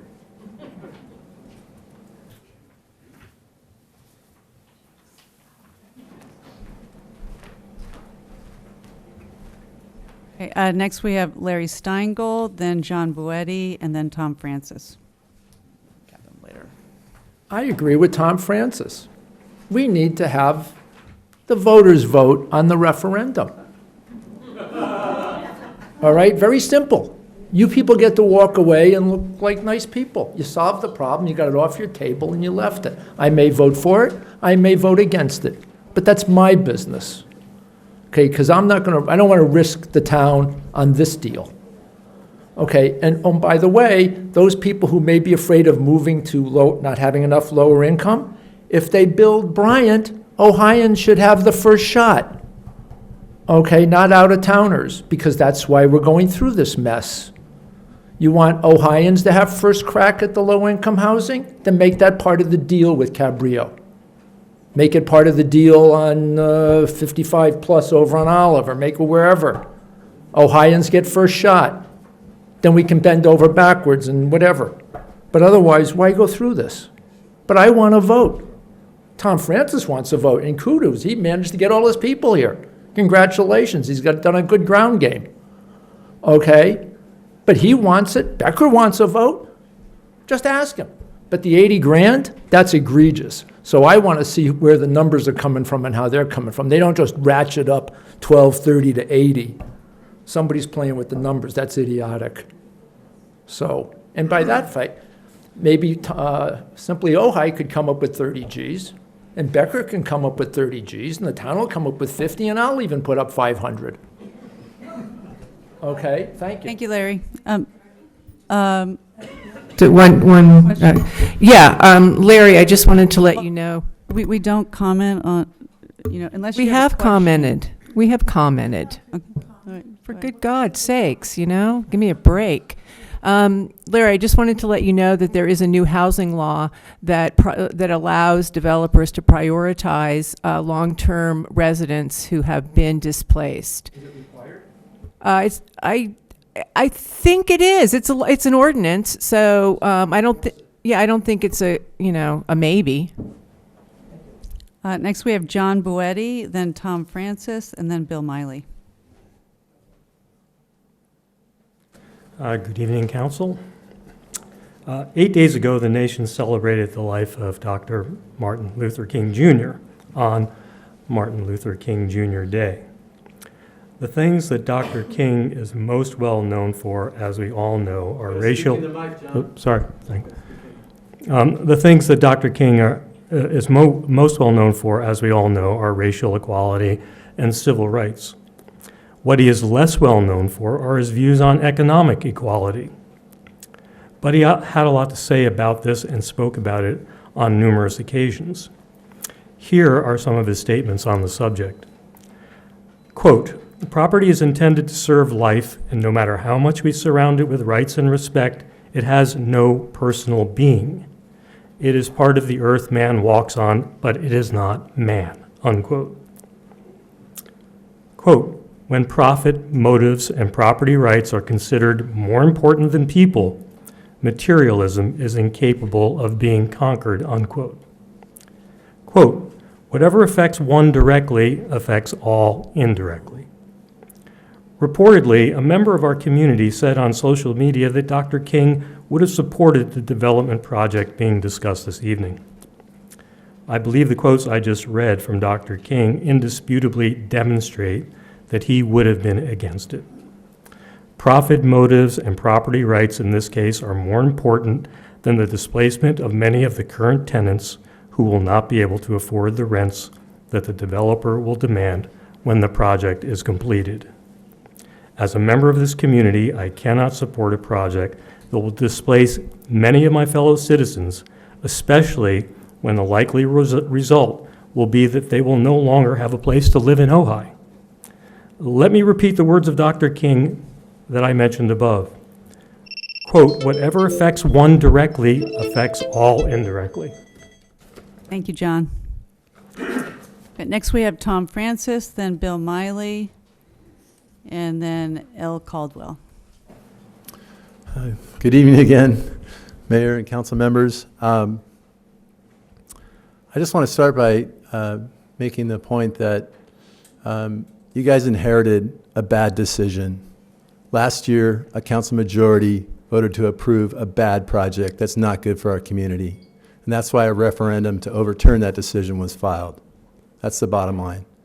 The perspective of the people that filed the referendum is that this proposed for-project development agreement is not in the interest of our community, it's not in the interest of the environment, and it's definitely not in the interest of protecting that historic resource, which many people feel a lot of emotion around. And I do want to speak to you quickly, Councilwoman Francina. I know you've talked to us many times about the losses of other places in our town that also had similar cottages that are now gone. So to the project. It's a total of 67 units. 60 of those units are high rent. What do I mean by that? Okay, so 40 of the units are market rate. That means the sky's the limit, whatever they can charge. 20 of those units are for a family of 4, over $3,500 a month. Then you get 6 low-income units for a family of 4. Those are close to $2,500 a month. You get 1 very low-income unit, and that's close to $1,500 a month. Extremely low and acutely low-income families get nothing. Nothing.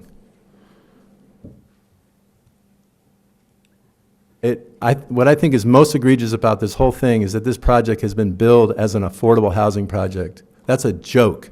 This is not affordable housing. Most people cannot afford to live in any of these units.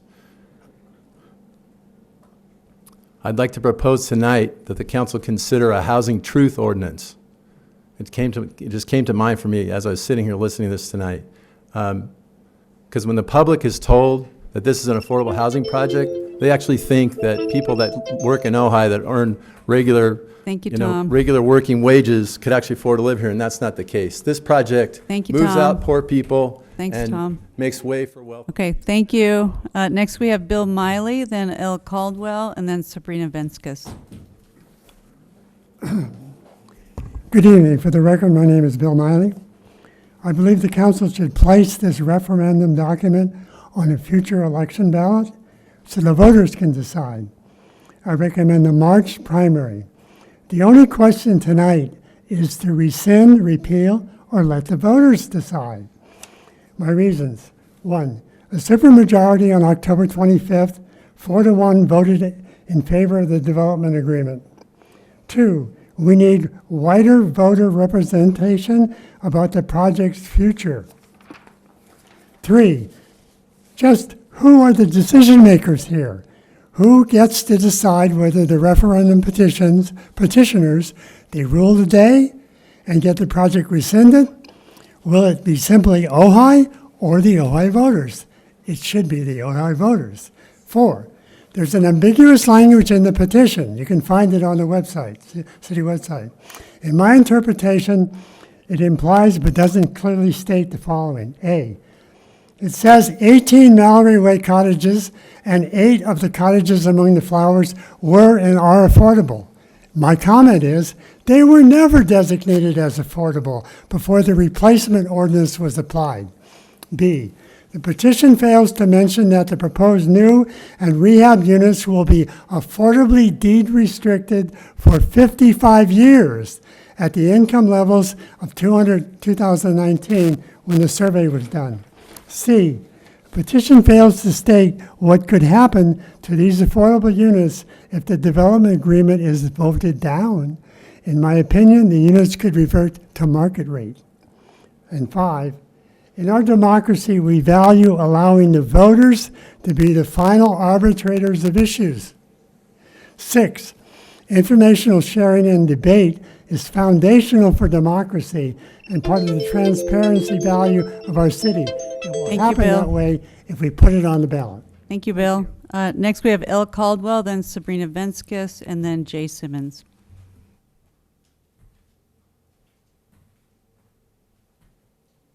Hello again. I want to begin by saying please vote for the referendum. Please don't dismiss this out of hand. I suggest the March option is kind of the middle ground between the super expensive and waiting for such a long time. I've lived in the Mallory cottages for 15 years. I'm a 20-year Ojai resident.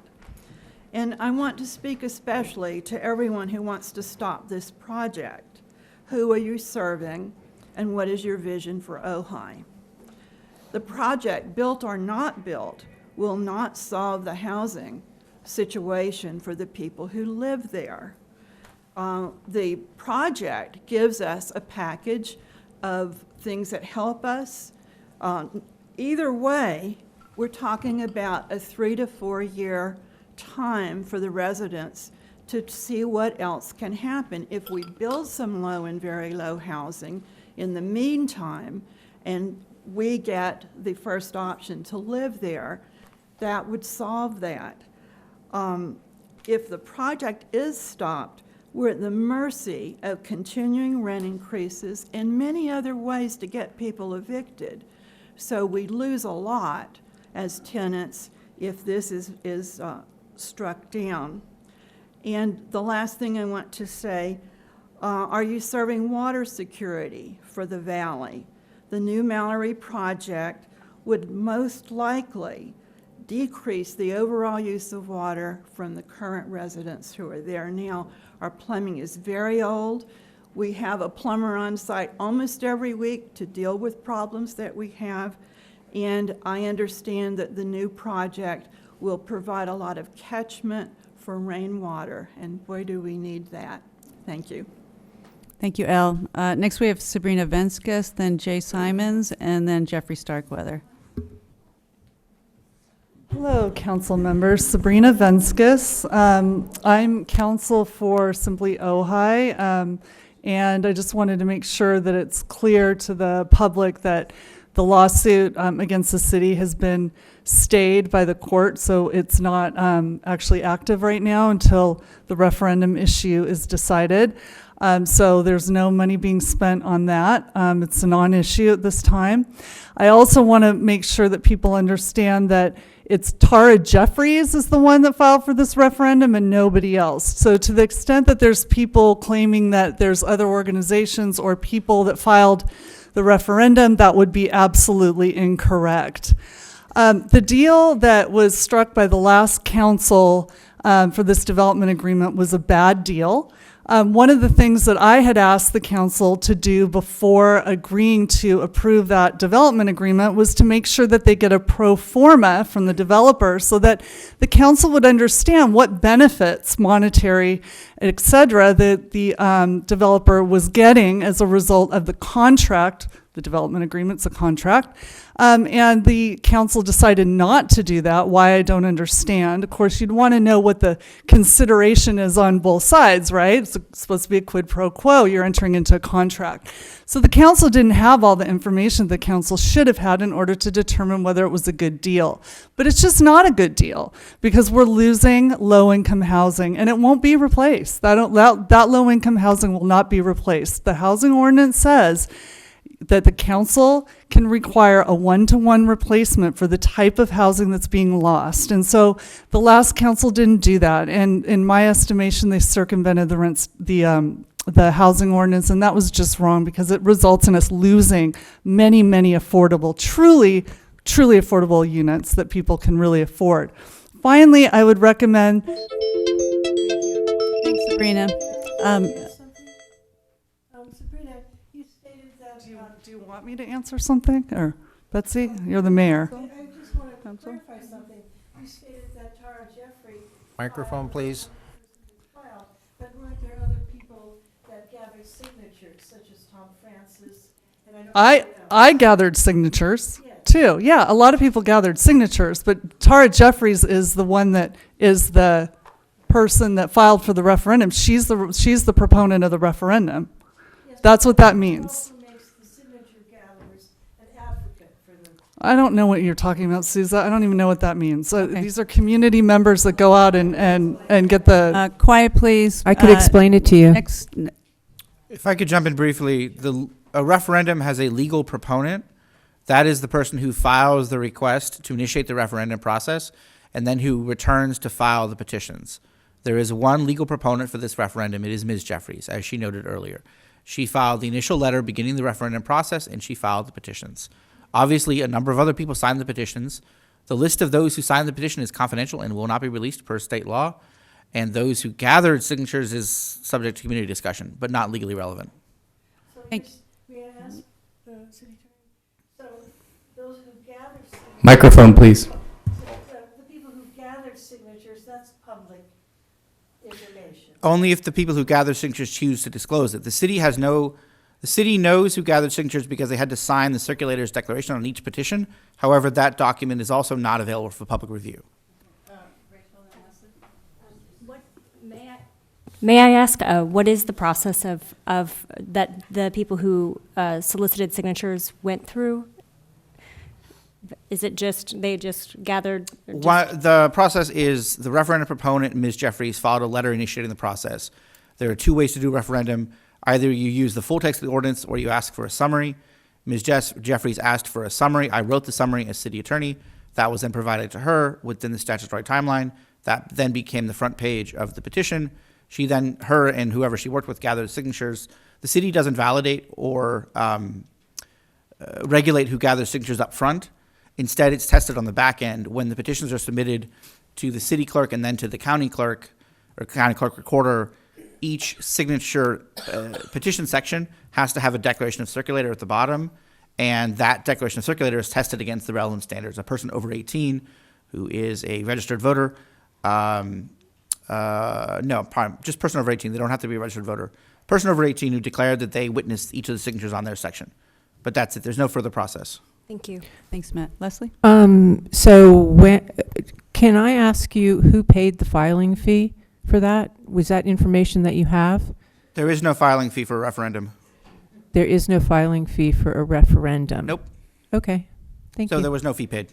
Okay, great. Next, Thank you. we have Jay Simons, then Jeffrey Starkweather, and then Judy Murphy. Good evening, City Council and staff. I won't go over the actual units that are in the development agreement. I think we understand what those is, what those are. So under the development agreement, 40 units. You can pull that. Oh, sorry. Okay. So under the development agreement, 40 units or 60% are at market rate, and there is a net reduction of 6 affordable units going from 33 units to 27 units. In order to make this work for the developers, the city has allowed increased density with zoning changes for the market rate units. The developers gain millions in revenue by the addition of their market rate units and lose virtually nothing by deed restricting existing, mostly moderate rate revenue. So this is not an affordable housing solution we need. The developers in this city previously negotiated the development agreement saying it was in keeping with the small town character of Ojai. My definition of small town character includes allowing for a rich diversity of residents. My some 15 years as an Ojai trolley driver has led to a deep appreciation for those active and potential residents who truly need affordable low-income housing. These are not residents who will appear on the front of the Ojai Quarterly or Ojai Magazine. They will not frequent the upscale tourist shops and restaurants that dominate our village. They have little power or influential wealthy backers to push for their inclusion. But they are real. They work here in low-wage jobs. They have stories to tell. And they should be an integral part of the fabric of our community. We as a city need to support them. We need real, affordable housing solutions, not projects that disproportionately benefit the already well-off. Please repeal Ordinance 984 and energetically pursue real, affordable housing solutions. Thank you. Thank you. Next, Jeffrey Starkweather, then Judy Murphy, and then Marcy Toscher. Well, I want to remind you of the massive audience that was at the Matilaha parents who were basically having to deal with their schools being closed because we've lost so many families. Families are fleeing Ojai because they can't afford to live here. And it's a simple supply and demand. We haven't provided housing units in almost 25 years. There's been no deed restrictive housing units during that time. Now, people say that they're affordable, but nothing is ultimately affordable unless you deed restrict it, because the market eventually is going to make it unaffordable. And that's what's been happening in Ojai. So it's great to say, oh, we'll save something for a short period of time. Unless we deed restrict them, we're not creating affordable units. The second thing is, I think it's kind of interesting that Simply Ojai seems to have redefined what affordable housing means. HUD has very specific income criteria. In Ojai, 16% of our population is moderate, 13% is low, 12% is very low, and 15% is extremely low. Those are clearly all categories that we need housing, as well as, moderate housing.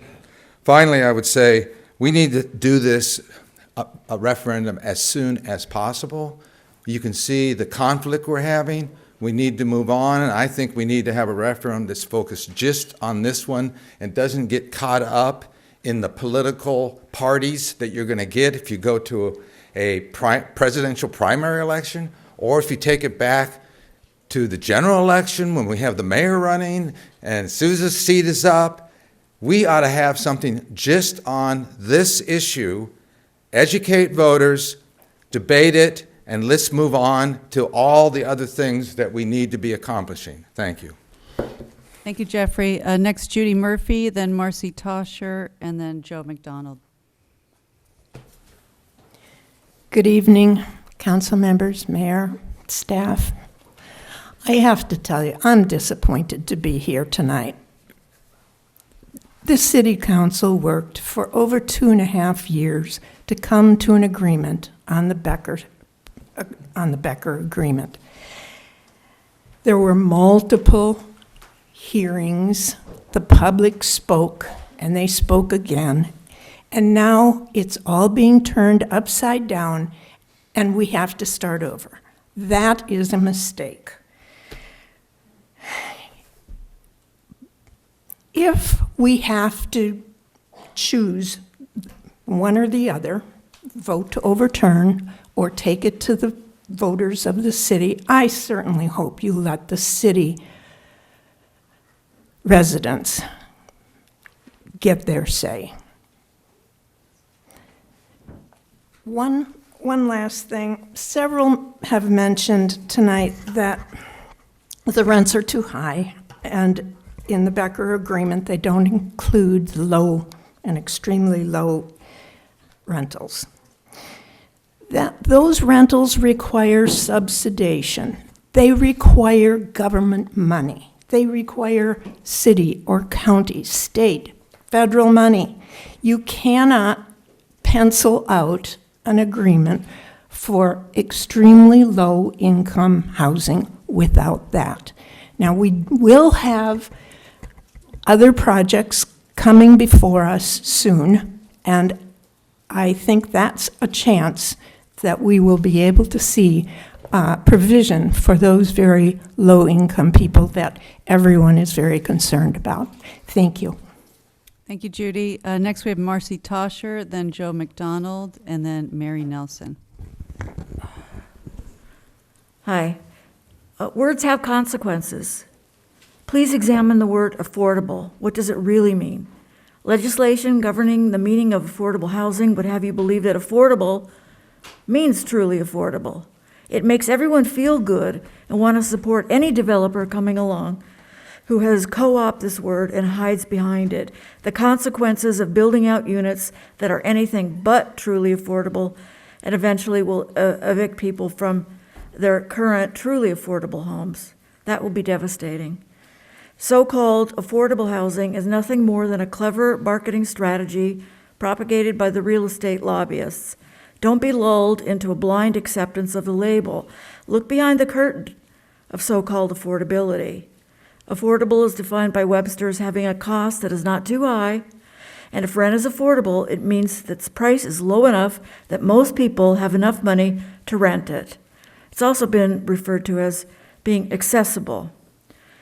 So Becker is proposing removing 30 truly affordable units and instead offering, this has been discussed before, I didn't know he was going to do it, but 40 market rate, which sky could be the limit for what that rent would be, 20 moderate rate at $34.63, 6 low income, in quotes, low income, $25.09, and one very low income unit that would rent for or could rent for $1,568.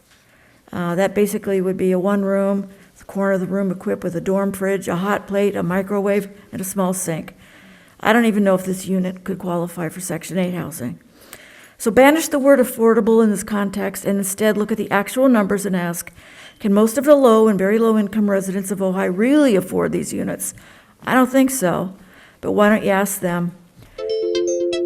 Let's vote on it. Thank you, Marcy. Next, Joe McDonald, then Mary Nelson, then Robin Gerber.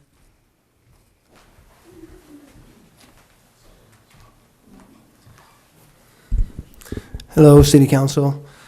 The overwhelming majority of people in our community don't want the residents of the cottages and Mallory Way removed from their homes. They know that this is not a good project, and they want you to reject it. We need to keep people in their homes and keep these historical Ojai buildings intact. Please vote to stop this project. And if you don't, and it goes on to the voters, please put it in the November vote so the most people can vote on it. Thank you. Thank you, Joe. Next, Mary Nelson, then Robin Gerber, then Renee Roth. Is Mary Nelson here? Yeah. Okay. Okay.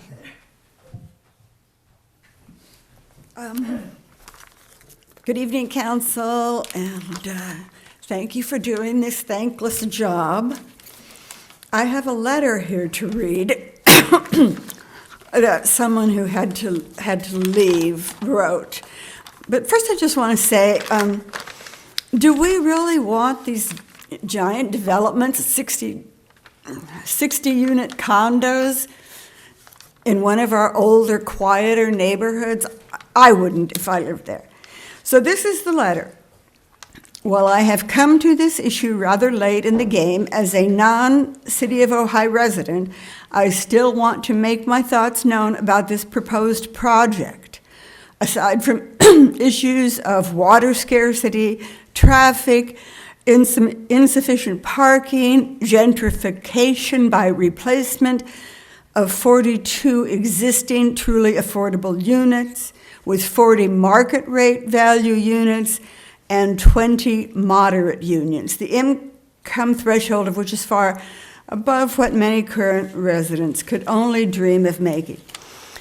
I would like to address the issue of tree removal. As you know, the City of Ojai has an ordinance which prohibits tree removal of specific dimensions and specifies terms for remediation if removed. And while culling of dead trees is non-issue, planting oak saplings and tending to them for 5 years before they are self-sustaining requires time, effort, and care to combat disease, browsing by deer, and damage by pests. They only grow a maximum of 3 feet per year and don't start producing acorns for regeneration for 20 to 30 years, and older trees store more CO2. Do you honestly think a developer who hasn't maintained... That was fast. Thank you, Mary. Yes, thank you. Next, we have Robin Gerber, then Renee Roth, and then Leanne McDonald. Thank you. Robin Gerber again. I don't really believe in legislating by referendum. I believe in you. So I'm not happy about this, but I think we do have to put it to vote of the people. And if we're going to, they should know all of the information that you know, but they don't. Because in closed session, you received information from a private attorney who the city is going to be paying up to $30,000 and who was recommended to you all by the mayor on the recommendation of Sabrina Venskis, who, as you heard, is the attorney representing Simply Ojai in a lawsuit against the city. Not a good move. And I'm sorry for you that this was not disclosed to you. Don't interrupt me, Mr. Summers. You know who you work for? You work for me. Not for you. No. I pay your salary. Excuse me. Let her speak. Let her speak as a council member. If we want to vote on it, we can. Could you please let me speak? Could Mr. Summers? So the city has a couple of points. Number one, the city does neither confirm nor denies any comments regarding closed session, but the alleged statements regarding closed session information is not an appropriate disclosure. Well, I might be wrong. I'm just a member of the public, Mr. Summers.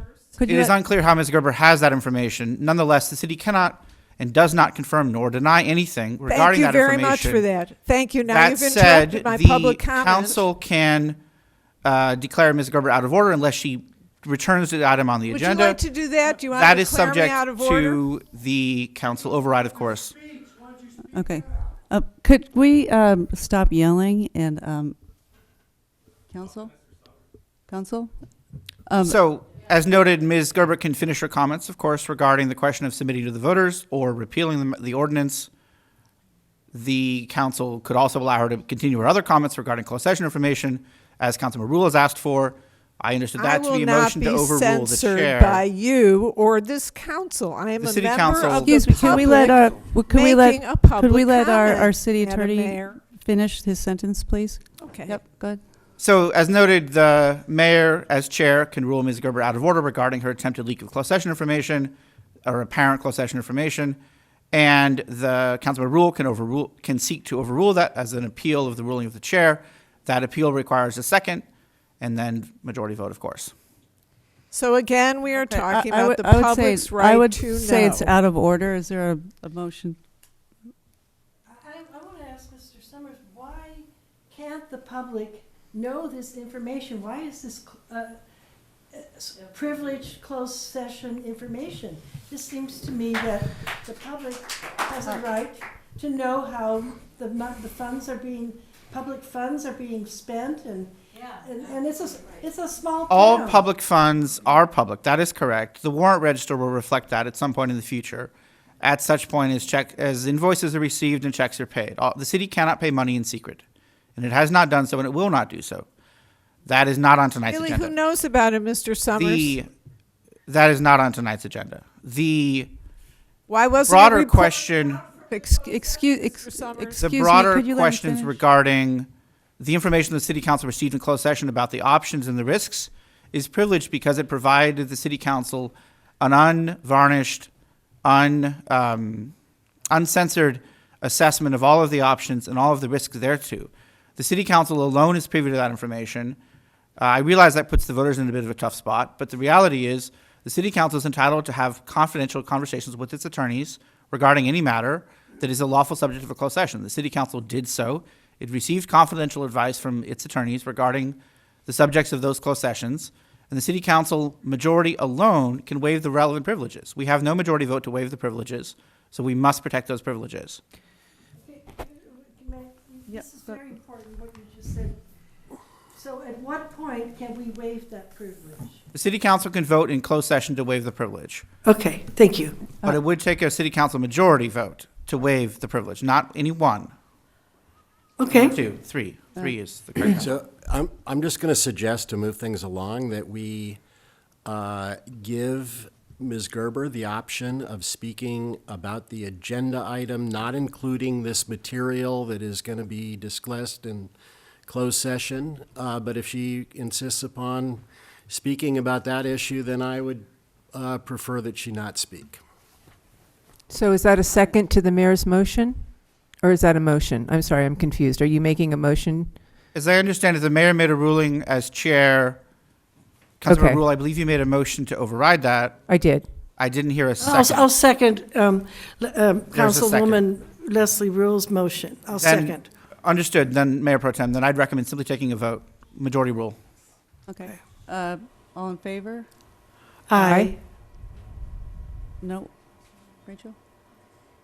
And it would be a yes would allow Ms. Gerber to finish her comments exactly as she proposes. A no, not overruling the motion would mean that Ms. Gerber could comment on the agenda item, but not the closed session information that she may or may not have. Unclear how.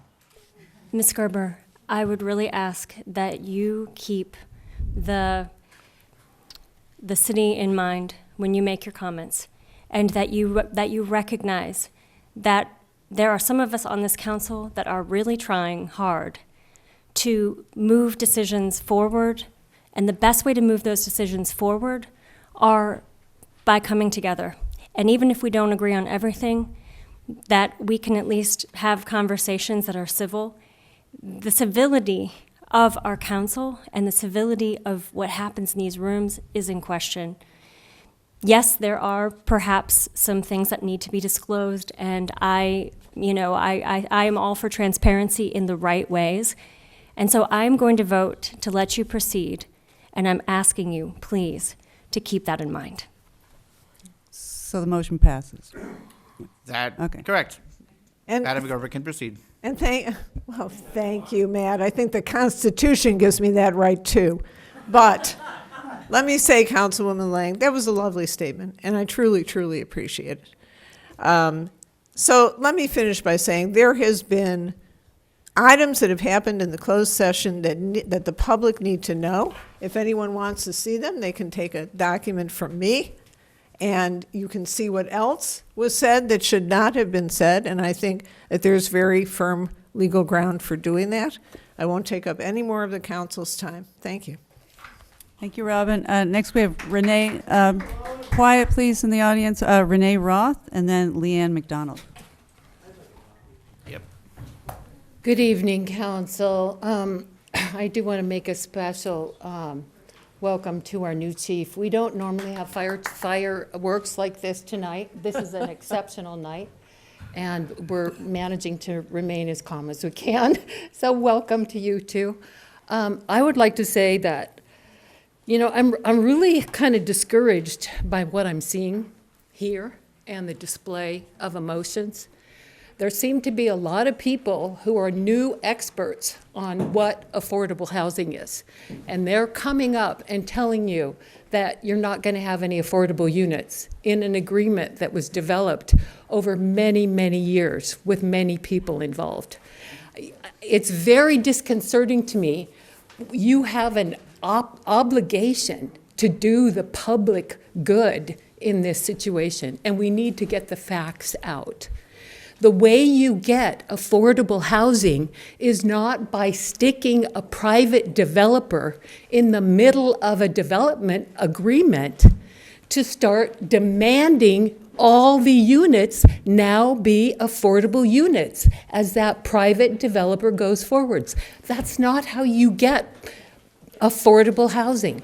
My husband and I owned a house. There was a guest house on the back. We rented it out, and the renters we rented it to asked us to make it Section 8 housing. We made it affordable housing by choice. The way you get affordable housing is you have people who provide subsidies. They provide grant funding. They provide government funding. That's how you get affordable housing. You don't stick a developer with new demands in the middle of a development project and say you must provide development for all these affordable units. They're not affordable. They're substandard. They're 100-year-old units. Thank you, Renee. I just need to say we need a housing trust and a housing advisory committee to fill the gap. Thank you, Renee. Because we don't have enough good information coming from the city on how to do this right. Next, we have Leanne McDonald, and then Christine Golden. Thank you, City Council, for letting me speak tonight. I wasn't intending to, but as we debate this issue of the cottages on Mallory and the cottages and the flowers, my thoughts continue to go back to the families. I'm a mother of two. I've raised my children here in the Ojai Valley. My kids went to the public schools. And yes, declining enrollment is a crisis at the public schools. The schools get their money from the attendance of students. So the more and more students that we hemorrhage in this housing crisis really costs our school district. But that's not the focus of why I wanted to talk to you tonight. I want to talk to you from the standpoint and the perspective as a mother. And having small children, which I know some of the families in those properties have, the prospect of displacing small children from their homes 2 or 3 times in the process of a development phase just seems like too much. Too much on a family, too much on children, too much on mothers. And I urge you to really investigate the idea of forming with the public a public housing trust for these low-income and very low-income families with young children that can thrive in our schools, but not if they're asked to be displaced constantly or in fear of rent increases or eviction, and if they're living in substandard housing. We have to hold our landlords accountable, and we have to work as a city to provide a safety net to our families and to our young children and to our mothers and fathers who work so hard to provide their children with a valuable, full life here as full community members and school members of the Ojai Valley. Thank you. Leanne. Next, we have Christine Golden.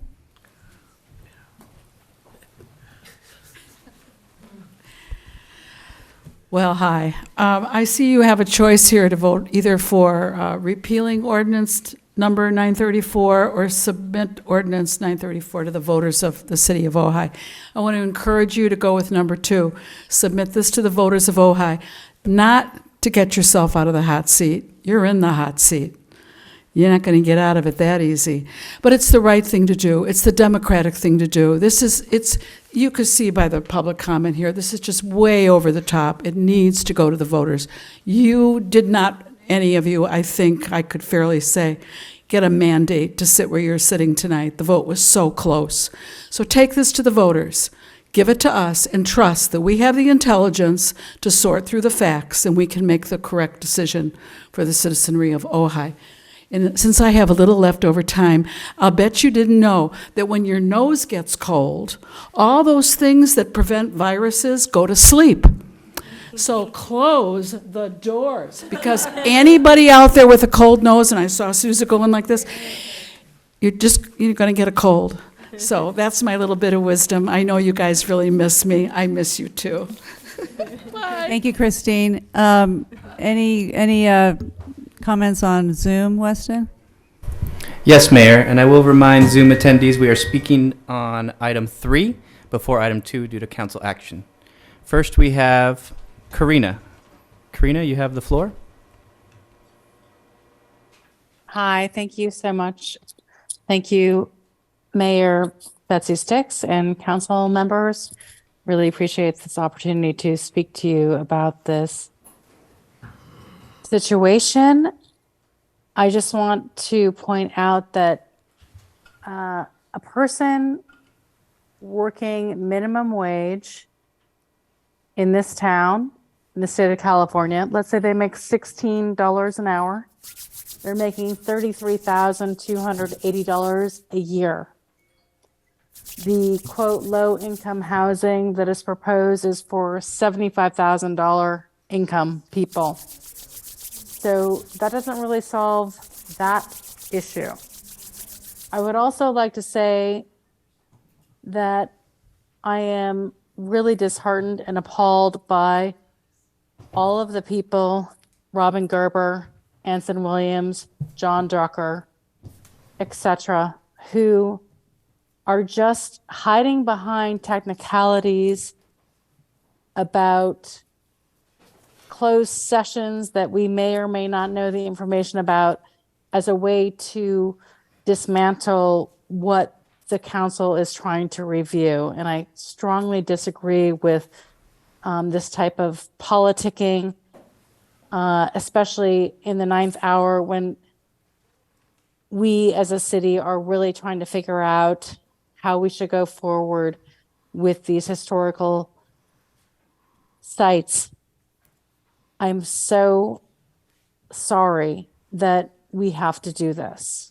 It's completely unnecessary, but sadly, this is politics.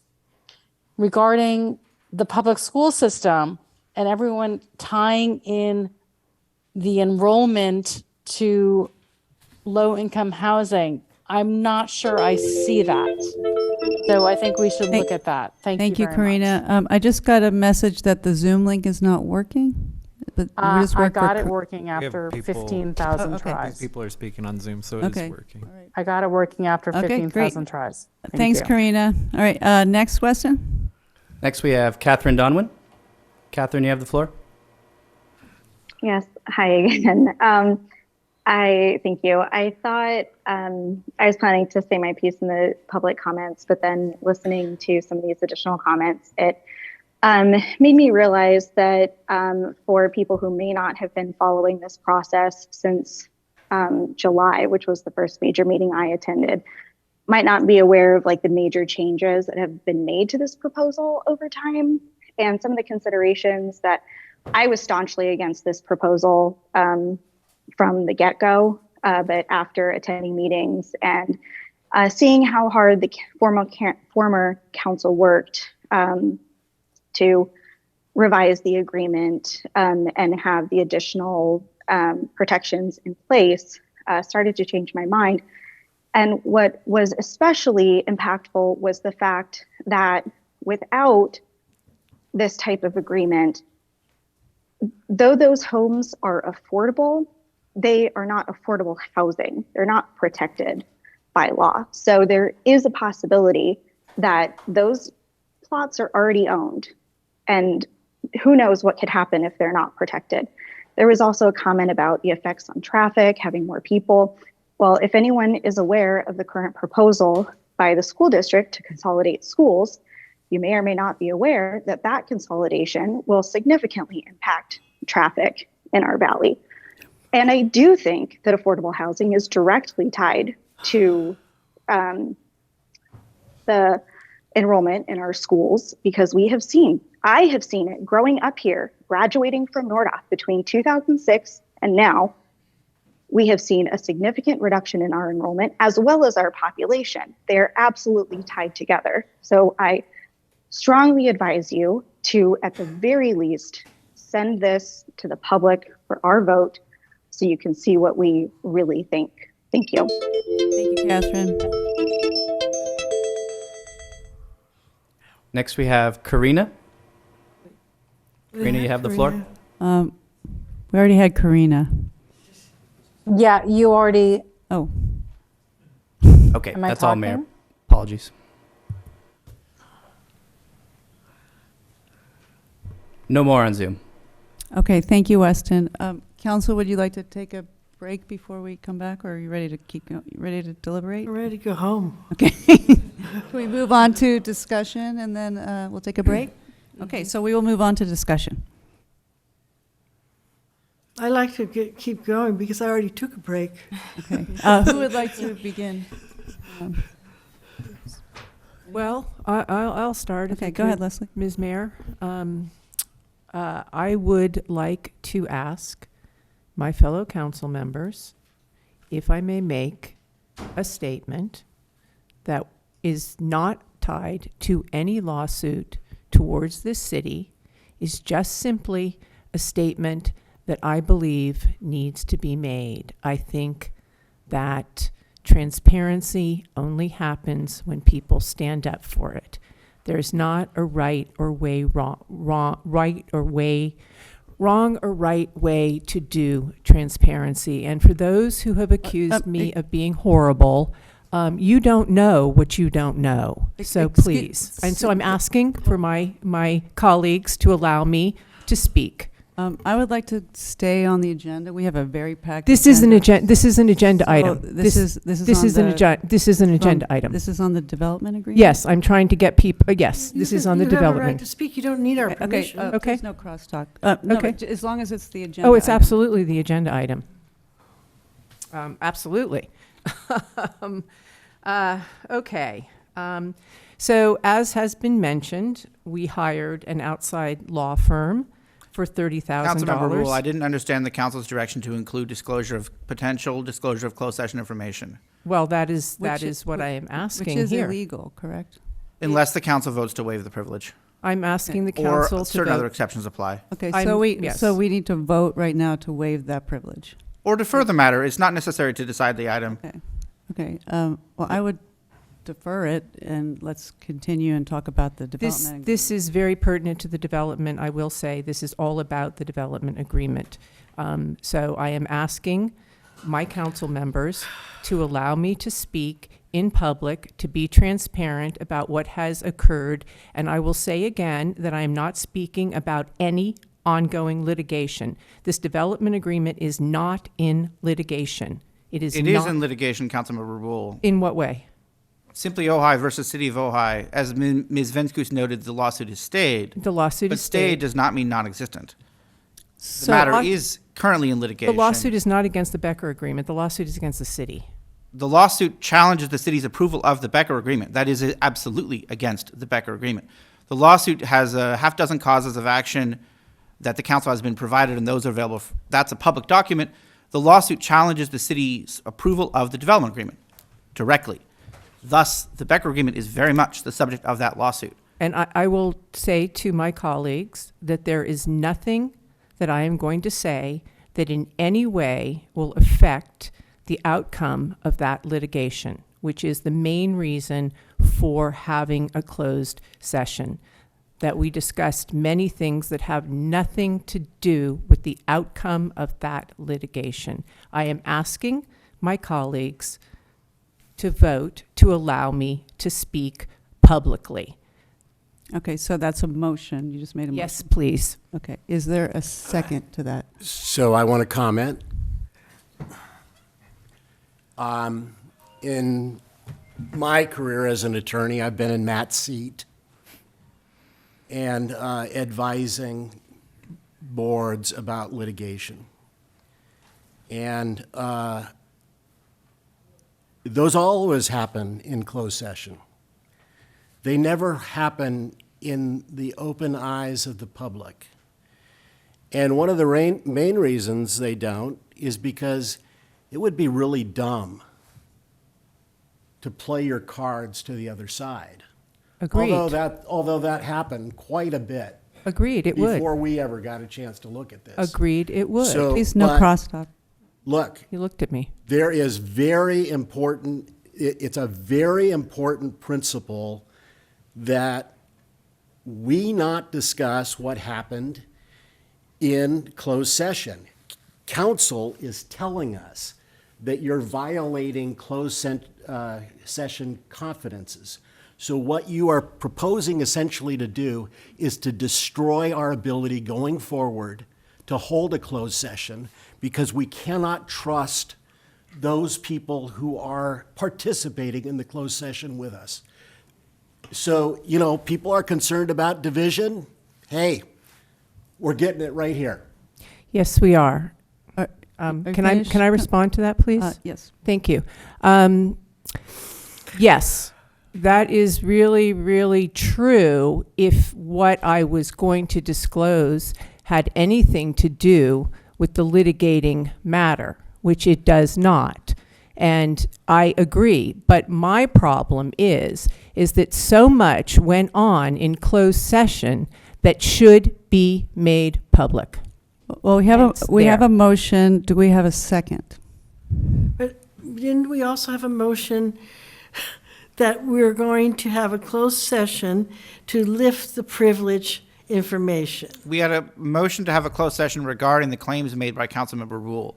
One of the options would include waiving privilege, although there was no guarantee that privilege would be waived. That will be discussed in closed session. Okay. So that has been approved. That was approved earlier. But I can't be there. Correct. Is there a second on Councilmember Rule's motion? Nope. Okay. So that, do you want to make a statement about the development agreement? Sure. A statement about the development agreement. Wow, let's see how this is actually going to work. Councilman Whitman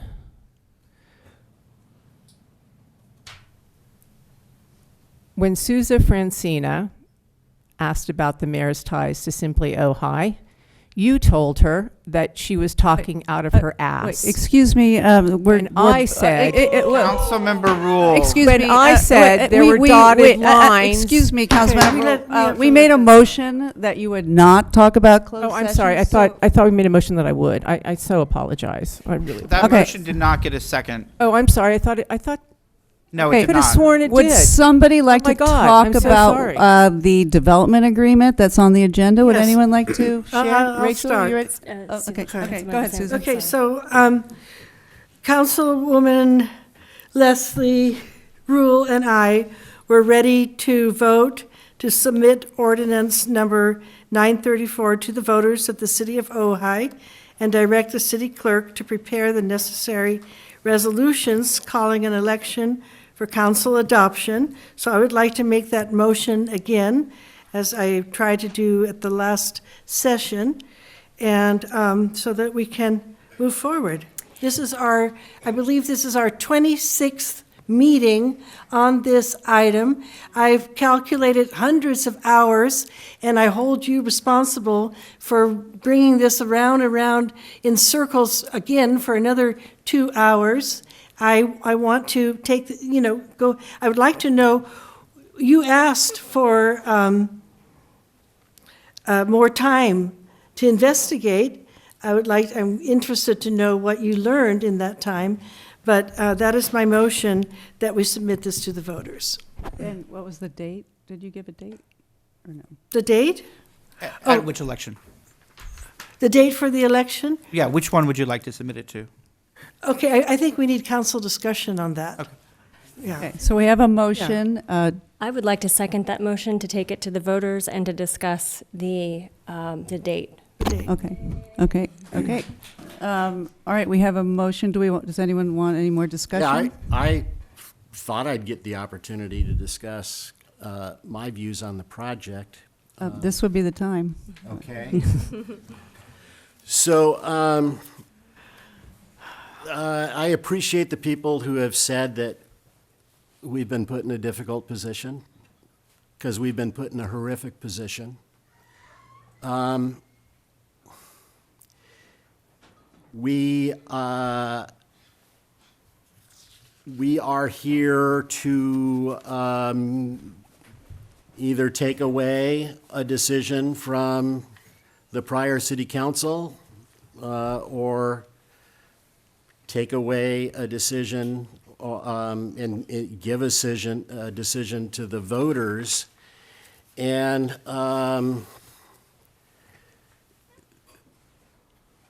there are,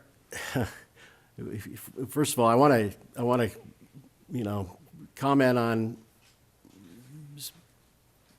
Councilman Francina's concern about why this has taken so long and why another 2 weeks were necessary. And another 2 weeks were necessary for the same reason that you voted yes, you voted no on this development agreement, and then in the same meeting voted yes.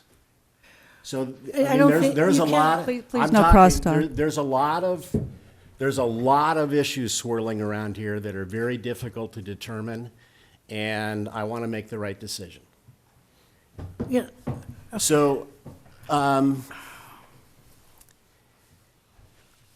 my first comment is that my belief is that we have a limited capacity to grow. Not no capacity to grow, but we have a limited capacity to grow. And because of that, we have to make the most effective housing decisions that we can make that benefit the goals that we have for housing, where we provide housing to the part of our community that is most in need of housing. I do not agree with the proponents that say we just need to throw lots and lots and lots and lots and lots and lots of houses, and then eventually, suddenly, families with small school children will be able to afford to live here. So,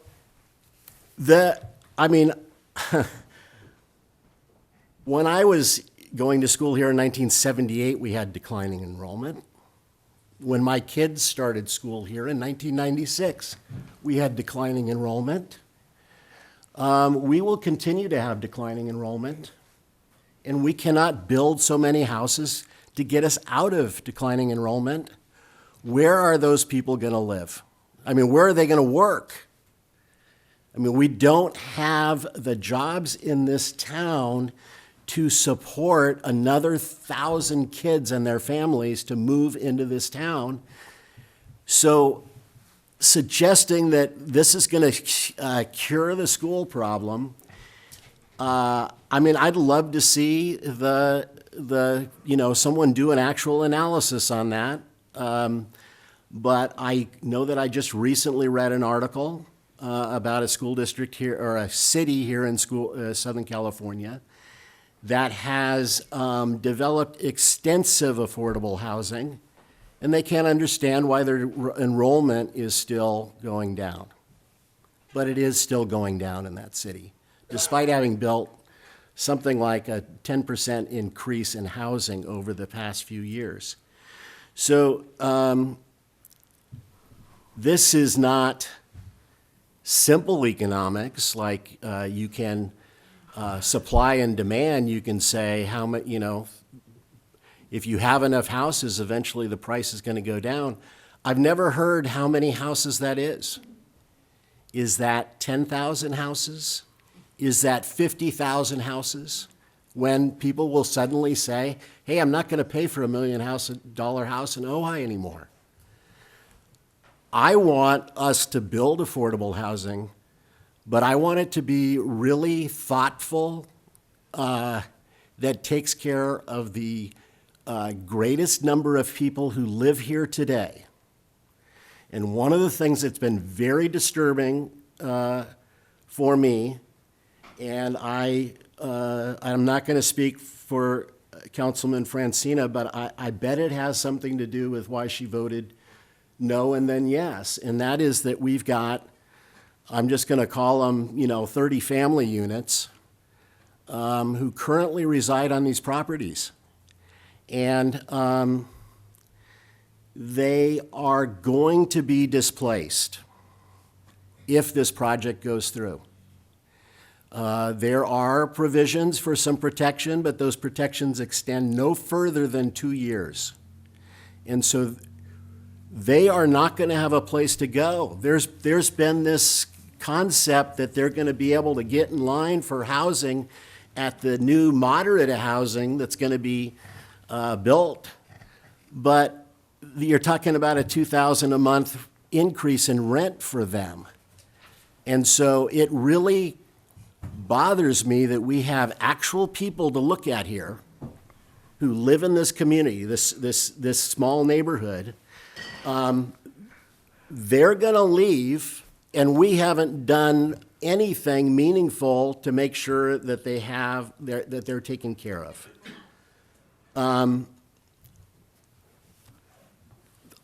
The word workforce housing has been suggested, and I don't think workforce housing is provided by this project at all with respect except with respect to the one very low affordable housing unit, because our workforce are making 30, 40, maybe 50,000 a year, and they can't afford the housing that's being provided, with the exception of, I think, one unit. There's been talk about this is great infill housing. No, infill housing is not when you have affordable housing standing there where people can live, and you bring in the bulldozers and scrape it over. That is not infill. Infill is when you have an empty lot and you find a good purpose for that empty lot. So this is not infill housing. Don't call it infill housing. We, as a community, adopted an ordinance that recognized, well, let me back up a minute, because I served on the Planning Commission many years ago. And one of the things, and before that, I spent a lot of time, like you folks, coming to talk at hearings. And one of the things that I learned over that time is that our general plan says that one of the most important tools that we have to address affordable housing is protecting our affordable housing stock. Okay, this housing that we're talking about in this project that's going to be eliminated is exactly that. It's affordable housing stock. It means that we've got housing standing, existing, where people can live under affordable circumstances. Now, I think in recognition that a developer could buy up that property and turn it into market rate housing, our city council decided, well, we should have a replacement housing ordinance. And the replacement housing ordinance says that if you remove affordable housing from this city, that you are going to have to replace it with the same number of units and with the same type of affordability. But this project doesn't do that. Now, there is a provision within that statute, that regulation, that says, or the city can come up with the equivalent. Well, 27 doesn't make the equivalent of 33 under any definition of equivalent that I understand. So I have a big problem, and it's a big problem in this city. And I've lived here for, owned a home here for 32 years and lived here for much longer than that, but we have a problem enforcing our own rules. And we have a problem with breaking rules when we find it convenient. And we should be a city that runs based upon its rules, and the people who come to us to develop should comply with our rules. And I'm upset that there wasn't enough there, that maybe I wasn't involved in these discussions, but I never really heard, hey, this developer has to comply with our rules, which says we have to have the replacement of 33 affordable units at the value. And one of the really big problems, I think it was a big mistake to allow 2 of our council members to negotiate with the developer and then sit on this board and vote. There's, I know, ethics is a topic tonight. It is really difficult to negotiate someone and then be making, a vote on behalf of the people. So suddenly you're invested in that negotiation you had, and you want to believe that your deal is the best deal that could ever come out.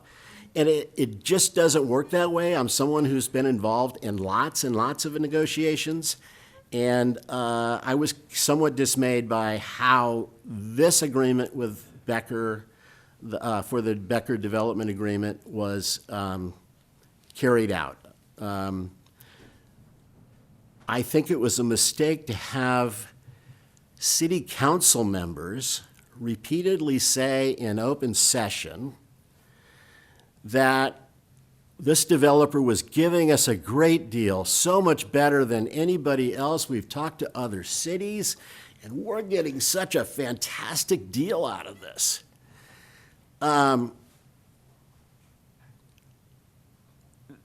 That is not negotiation. Negotiation is, if you want to build, you're going to build according to our rules.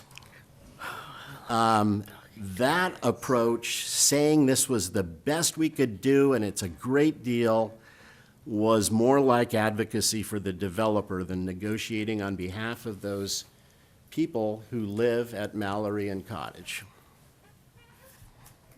Okay. People have, yeah? We've got a time Wind it up. issue. Okay, I'll wind it up. People have talked about their frustration that we haven't built anything. There has been at least a 3-person majority on council for the last 8 years. And if affordable housing wasn't built during their tenure, I don't think it's fair to come to us and say we're not doing our part for affordable housing.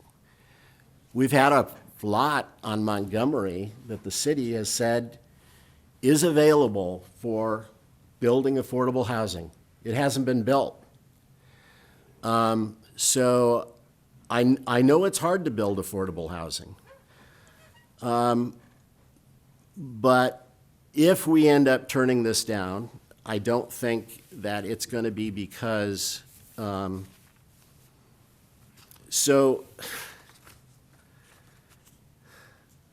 another problem I have with the development agreement is that it takes these 30-some families lucky enough to live in those neighborhoods, which, is kind of a cottages in the oak forest type of a place, and we're gonna, if this housing is for them, which I don't accept, we're gonna move them across town into 400 square foot homes next to a power station. That what I would understand, that's how you would explain to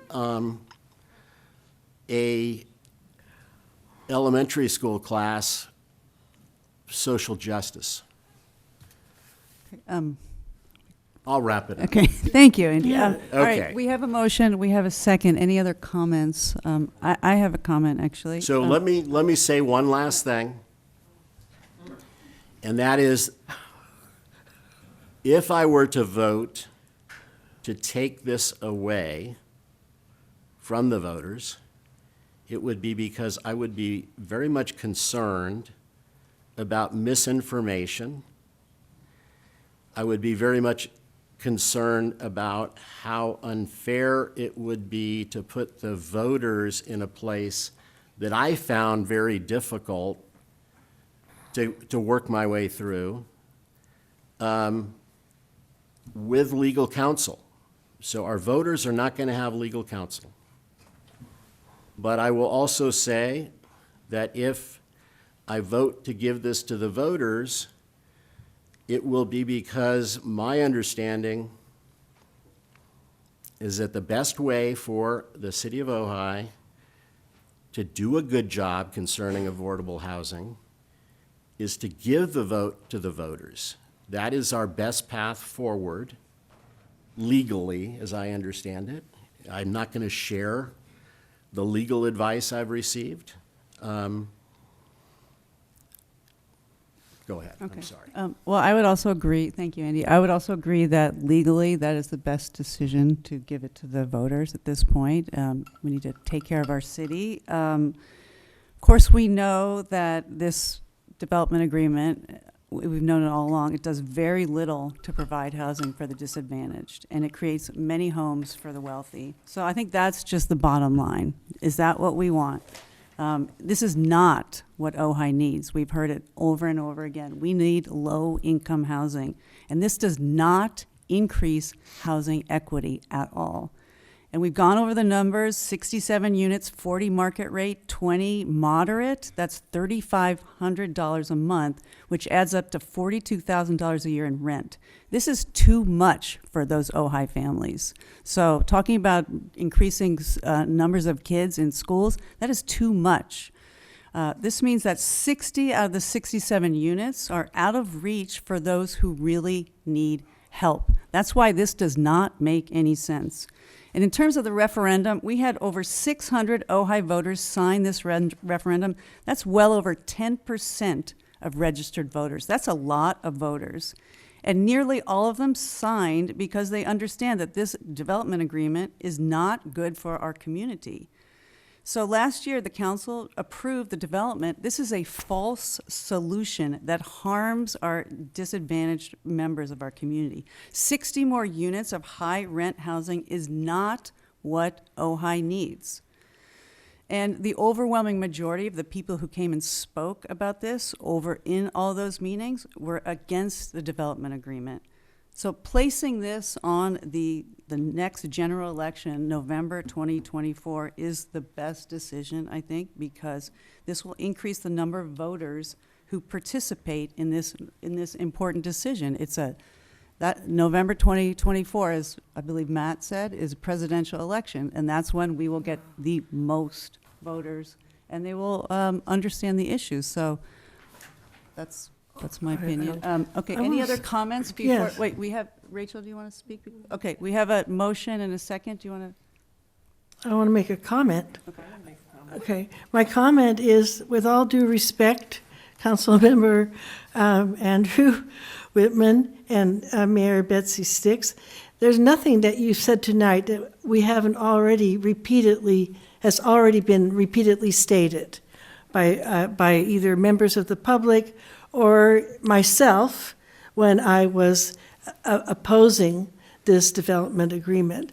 And I've also said, it's not that I don't disagree with your statements. I agree. But I took the advice of our city attorney and our city manager, and I asked, what are the consequences of a yes or no vote? Okay, what are the consequences? The consequences, if we didn't go with the development agreement, were a lawsuit. And I weighed that decision, putting the city at risk of a lawsuit. It just felt that I wanted to put my energy into other housing projects and not fighting this ad nauseum. We've been around and round and round about this, and there was good reason why I changed my vote. Not that I disagree, but that I felt that it was not worth the risk of a lawsuit. And I still do not know what you hoped, what the consequences are. No matter what happens.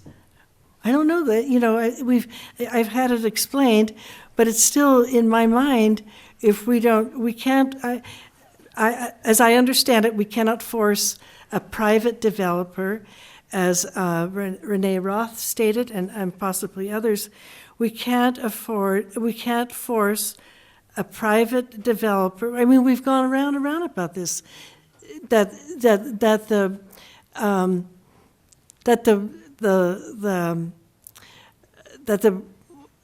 help me out here, city attorney, because I know we've. I'm not quite sure where you're trying to go. Okay, that the ordinance for replacement housing was before the Becker project. That was the argument, right? That was the. There's a basic dispute there between project proponents and project opponents. Yes. Project proponents believe that the prior council's action the city's action complied with the replacement housing requirement via the alternative compliance path, as stated in the ordinance that approved the development agreement. Project opponents disagree with that and believe that the alternative compliance approach was not properly met, and that the only compliance approach would be to have 33 units at some unspecified income levels, low or lower or extremely low or acutely low. That's the dispute, and my advice is that the prior council's action was correct or was lawful. Not correct, that's policy statement, was lawful. The referendum is also lawful, therefore the council has its two choices tonight: submit to the voters or repeal. And we have a motion to submit it to the voters, correct? I think you were asking for a date, and I think Souza asked council to clarify on the date, and then I jumped in and made a long speech. Okay, and it's your motion, Susan. Okay. So Do I? Yeah, go ahead. I did want to make general comments, but excuse me. I did want to make general comments, but I'm not sure that is this the time? If you want to say anything before we vote. Yeah, I would. And rest assured, there shall be nothing that happened behind closed doors. So I did want to say that to Councilman Whitman's concern about misinformation, trust the voters. Trust the voters to be able to understand this. It really isn't that complicated. The more we delve into it, the more we start tearing it apart, it gets more and more and more complicated. But indeed, it is not that complicated. Trust the voters. Don't think that, they're not smart enough, or that they'll be swayed by disinformation, or they can't get it, or, whatever it is that you think the voters are not smart enough to grasp. They are smart enough to grasp, I promise you. And to Mayor Sticks, yes, we have done very little for the disadvantaged, but this isn't solving that. We need to commit to doing more for the disadvantaged. This rescinding or whatever it is that it's not putting it to the ballot is not going to help the disadvantaged. It is only a reason to stick the knife into the developers. It doesn't, to me, make sense. We need to take responsibility for doing more for the disadvantaged, not point the finger and stick the knife in somebody else. I also think it was quite ungracious to slag on the previous council. That was not kind. But I have one more. I don't think I'm... slag on the current council.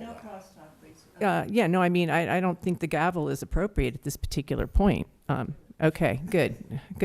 The 600 votes that were put on the referendum signatures were put to take it to ballot.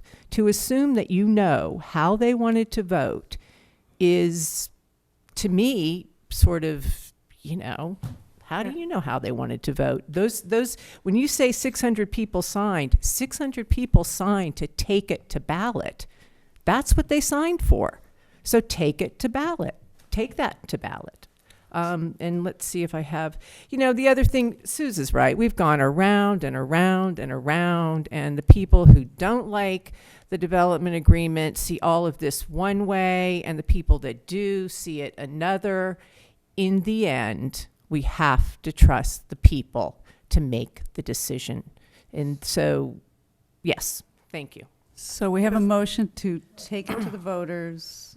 And Susie, you want okay, so the three, I'm not in favor of waiting for the primary election, which is March 5, 20, wait a minute.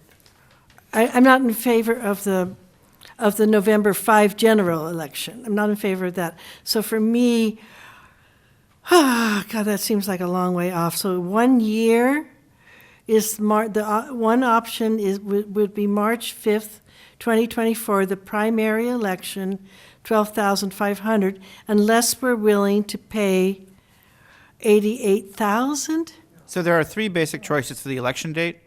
Option one, in reverse order of from now going forward. Option one would be a special election at $88,000 that could be any any Tuesday that is not after a Monday holiday, at least 88 days from tonight. That's $88,000. Okay. The next option in going forward in time is March 5th, 2024, which is the next primary, the presidential primary. The next option, and the last option, is November 5th, 2024, the next general city election, which is also the next presidential election. And that would be the $6,000 plus each of those plus publication costs. So three choices. We would ask for direction. Do we make a motion on this? Susan's making a motion. Oh, okay, so- sorry. I suspect. I don't mind if you weigh in. This is a dilemma. Did you say 88 days for $88,000? Both. 88. $1 a day? What? No. Hold on. $88,000. Yes, right. The special election options $1,000 a day are 88 days from tonight or later, and would cost $88,000. And who pays for that? The city. General fund pays for it. We cannot charge that to the referendum proponents. We cannot charge it to anyone. The Constitution guarantees the right of the voters to referendum or any ordinance, and that subjects the cost to the general fund. And to answer the next question, I would recommend, if there's support, to take it all in one motion, or if not, then you could take it in the motion on the table to submit it to the voters, and then vote on which election. I'd like to divide up the motion. The motion on the table is to submit it to the voters. Yeah. The next motion, we Let's would need pass direction on the that. election date. Let's pass that. Okay, all right. Well, Andy? I want to know the date of the election because that impacts my thinking about how to vote on sending it to the voters versus making the decision myself.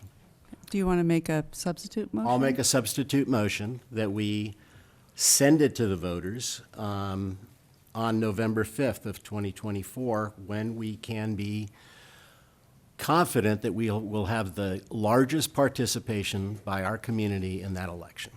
Okay, is there a second for the substitute motion? So can I add? Wait, no, hold on a second. Okay. Go ahead, Susan. I will second that motion. Okay, Okay. can we have a roll call on that motion? What happened to my motion? I can't add my date? We have a substitute motion, so we vote on the substitute motion The first. substitute motion will be voted first. The maker of the primary motion could amend her motion, but the substitute motion would still be voted first. Okay. Can I make a We can also substitute have, motion? if there's comments, in the second substitute motion, max 3 motions on the table, 1, 2, so you could make a third substitute, a third motion. Okay. Can I make a substitute motion that's the same as the first, which that we put the estimated, the March 5th primary election back on the table as the, Okay, so your. And can I second? Your substitute motion is March 5th. Do we have a second? I'll second. Okay, Or so- if Rachel wants to second. Is that procedurally fine? One second. So as I understood it, the primary motion didn't have a date. So now there is a substitute motion, November 5th, second substitute motion, March 5th. Okay, So we would vote in that last made votes first. So the first vote would be submit to the voters at the March 5th, 2024 election. Okay. Could we have the roll call, please, Weston? Yes, Mayor. Councilmember Whitman. No. Councilmember Lang.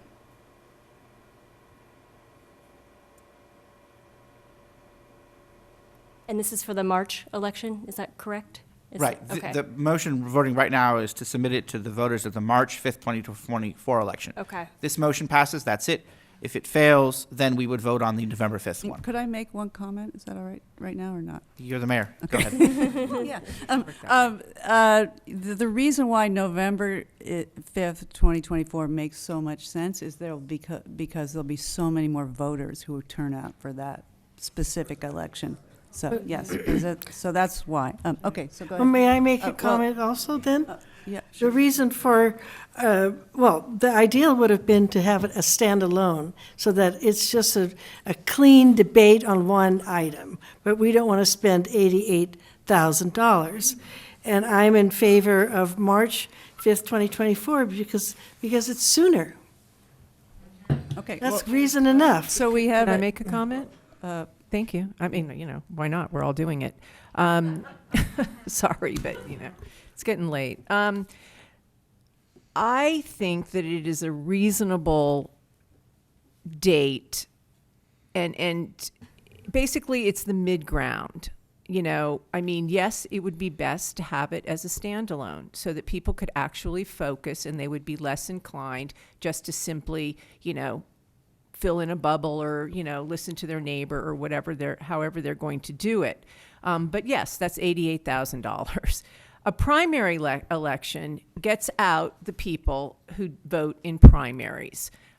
So that means that, and in primary elections, you don't get as many people probably as a general election, but you get people who are concerned and who care and who vote. They think about issues and they vote. They don't just willy-nilly, the general election is one thing. So my idea around this is that it is a mid-ground for the date, it is a mid-ground for the price, and also it's a mid-ground for sort of, well, it's half and half, okay, so basically the people that come out are probably going to do a little bit of thinking about it because they're primary voters. So I think I've said enough.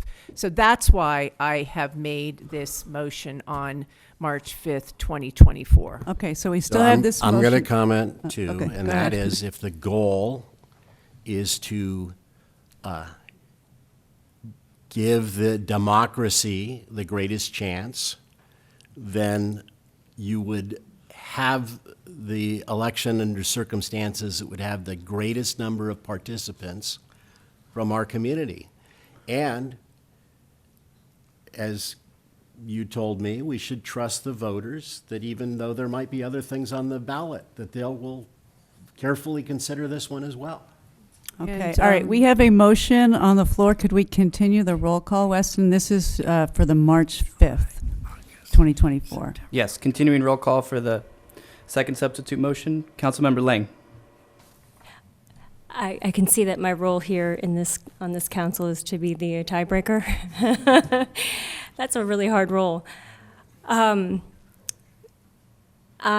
agree with what my colleagues have said about November, the presidential election generating the greatest. No, no, please, please. You know, it is not easy to make a decision on behalf of the city.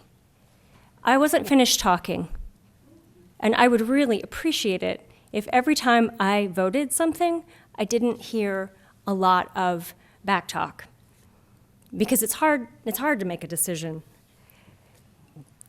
I wasn't finished.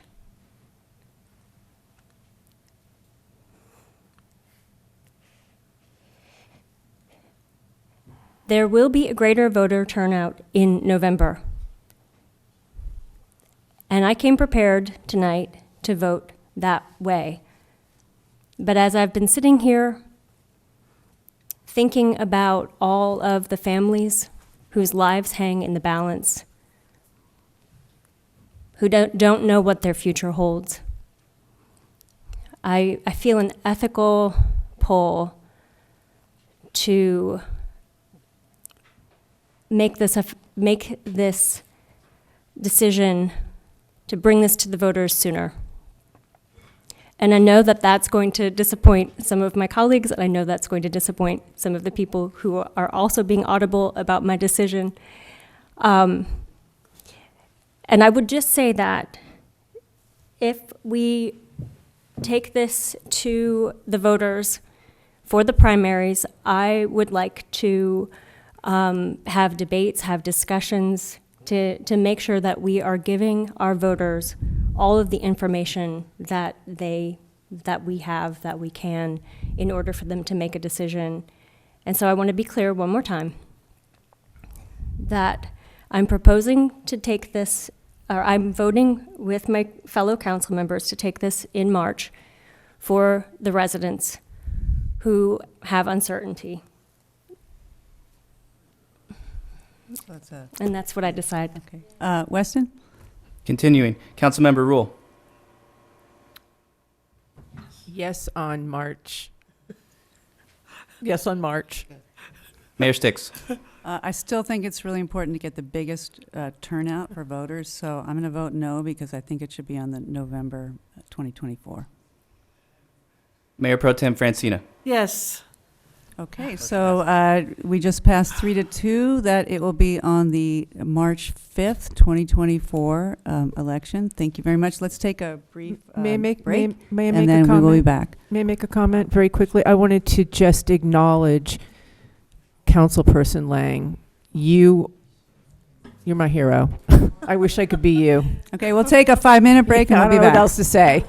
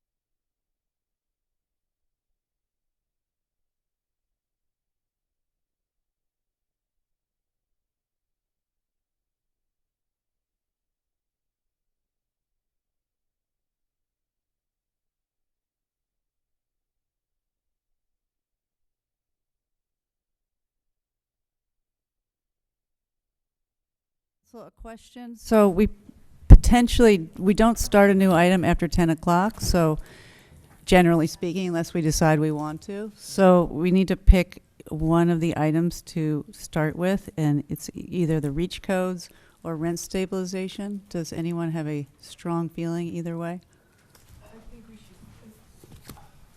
Yep. I would vote for going for the reach code only because the rent stabilization is more a background and discussion.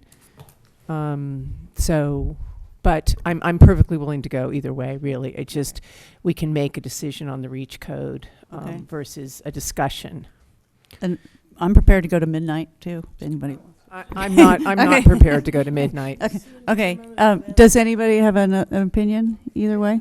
What about the audience? Are they here? Hold on one sec. I'd be more concerned about anybody who's waiting. It's not going to matter. Yeah. Okay, so you're saying reach codes? I don't know. We have more speakers on the reach codes. Okay. It's cold. Okay. Yeah, I Okay. think it's not fair. Okay. Yep, All right. let's Well, do reach codes. I did see somebody the person who said 911 I guess we was coming to talk about reach codes. I did see him leave about half an hour ago. okay. All right. Well, then, it sounds like we have a consensus. We will move on to item number 4. The first reading and introduction of an updated reach code ordinance, which will require all new buildings to be electric with no new gas infrastructure. Tonight, we will get feedback from the public about eliminating all exemptions except for infeasibility. So, do we have a staff report? Yes, thank you, Mayor, and I'll be pulling up. I have just 2 slides. Give me 1 second. Oops, hit the wrong button. Screen. Okay, there we go.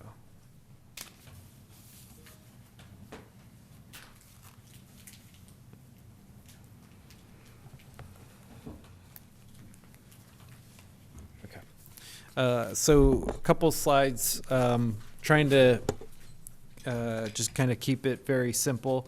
You'll notice off the top the title of the slide is Greenhouse Gas Reductions Code, formerly known as the REACH Code Ordinance. And that's because as part of the revisions to the REACH codes, there was a motion from council at the last meeting on January 10th to change the name of the REACH code to the Greenhouse Gas Reduction Code. To help better explain what a REACH code is. A REACH code is sort of a term of art that doesn't necessarily indicate what it's actually about. The idea by calling them REACH codes was saying that they reach beyond the state law's minimums, and but it doesn't really tell you in what way. So in our context, we're talking about codes that require new construction to be built all electric unless an exemption or exception are apply. And for that reason, the purpose is to reduce greenhouse gas emissions. Currently, the city has a REACH code adopted.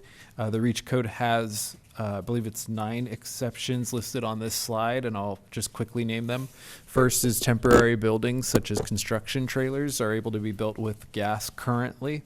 Attached accessory dwelling units, freestanding accessory dwelling units that require a electrical panel upgrade are currently allowed to be built with gas. Stationary emergency generators, deed-restricted affordable housing, property assessed clean energy projects, and projects that have already received a final building approval. New restaurants and swimming pool heaters and related equipment are currently allowed as an exception under the current REACH code. The revised REACH code would modify the current REACH code. As I mentioned a moment ago, first thing would be renaming the REACH code to the Greenhouse Gas Reductions Code.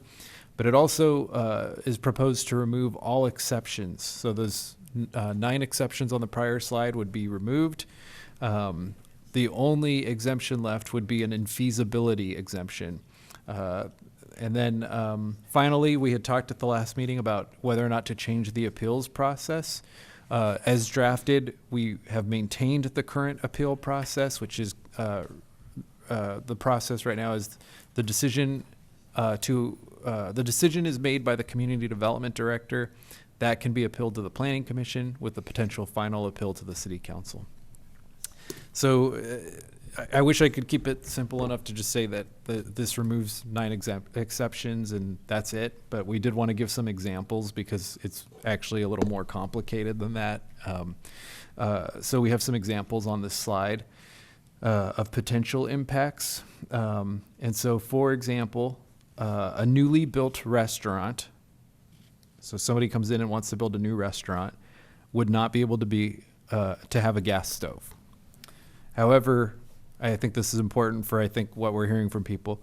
I think people have the impression right now that a remodel of an existing restaurant also can't have a gas stove, but that's actually not accurate. Under these REACH codes, or the Greenhouse Gas Reductions Code, a remodel is still allowed to maintain the gas stove. It's simply the newly built restaurants. Additionally, some other examples: outdoor fireplaces, outdoor cooking facilities, or kitchens, or outdoor pool heaters. Any of those that are that have gas lines running to them would not be allowed to be installed, and instead electric versions would have to be installed. One of the key issues related to what we were talking about earlier today, ADUs and affordable housing projects. ADUs are accessory dwelling units. An accessory dwelling unit under this new Greenhouse Gas Reductions Code would be required to install electrical appliances, and that's whether the accessory dwelling unit is a standalone or an attached accessory dwelling unit. Additionally, an affordable housing project would also be required to be built because there would no longer be an exception for affordable housing projects. So any affordable housing projects that are built would also have to have electric appliances or electric equipment. So those are just some of the common examples. Just to give an idea, I did ask community development, kind of roughly how many of each of these we've seen in 2022. They've estimated that there were about 2 outdoor kitchens that would have been impacted, 3 outdoor fireplaces, 23 pool heaters, and then 27 accessory dwelling units. And those would have all had to have been, under this code section, those would all have to be built with electrical appliances. So the ordinance is provided for council to consider adopting the Greenhouse Gas Reduction Code that would eliminate all exemptions except for infeasibility. And it's provided in your packet, and we can answer any questions. Okay, thank you, James. Any questions from council? I have a point of order, if I could. I don't mean to be speaking for you, but Souza is not feeling well and needs to leave. So we should discuss how we would like to proceed. I'm sorry you're not feeling well, Susan. Yeah, okay. Yeah, you can go. Go. Thank you. We proceed. You let out of school. I know, right? We wish Mayor Pro Tem Francina very well, and the council can proceed. Quorum is 3. The council could also defer the items. It's council's choice. I'm happy. Okay. I'm happy to proceed. Council? I would make a motion to defer. I mean, I'm sorry. I didn't mean to jump in. No, that's okay. I was still deliberating in my mind of whether or not to move forward.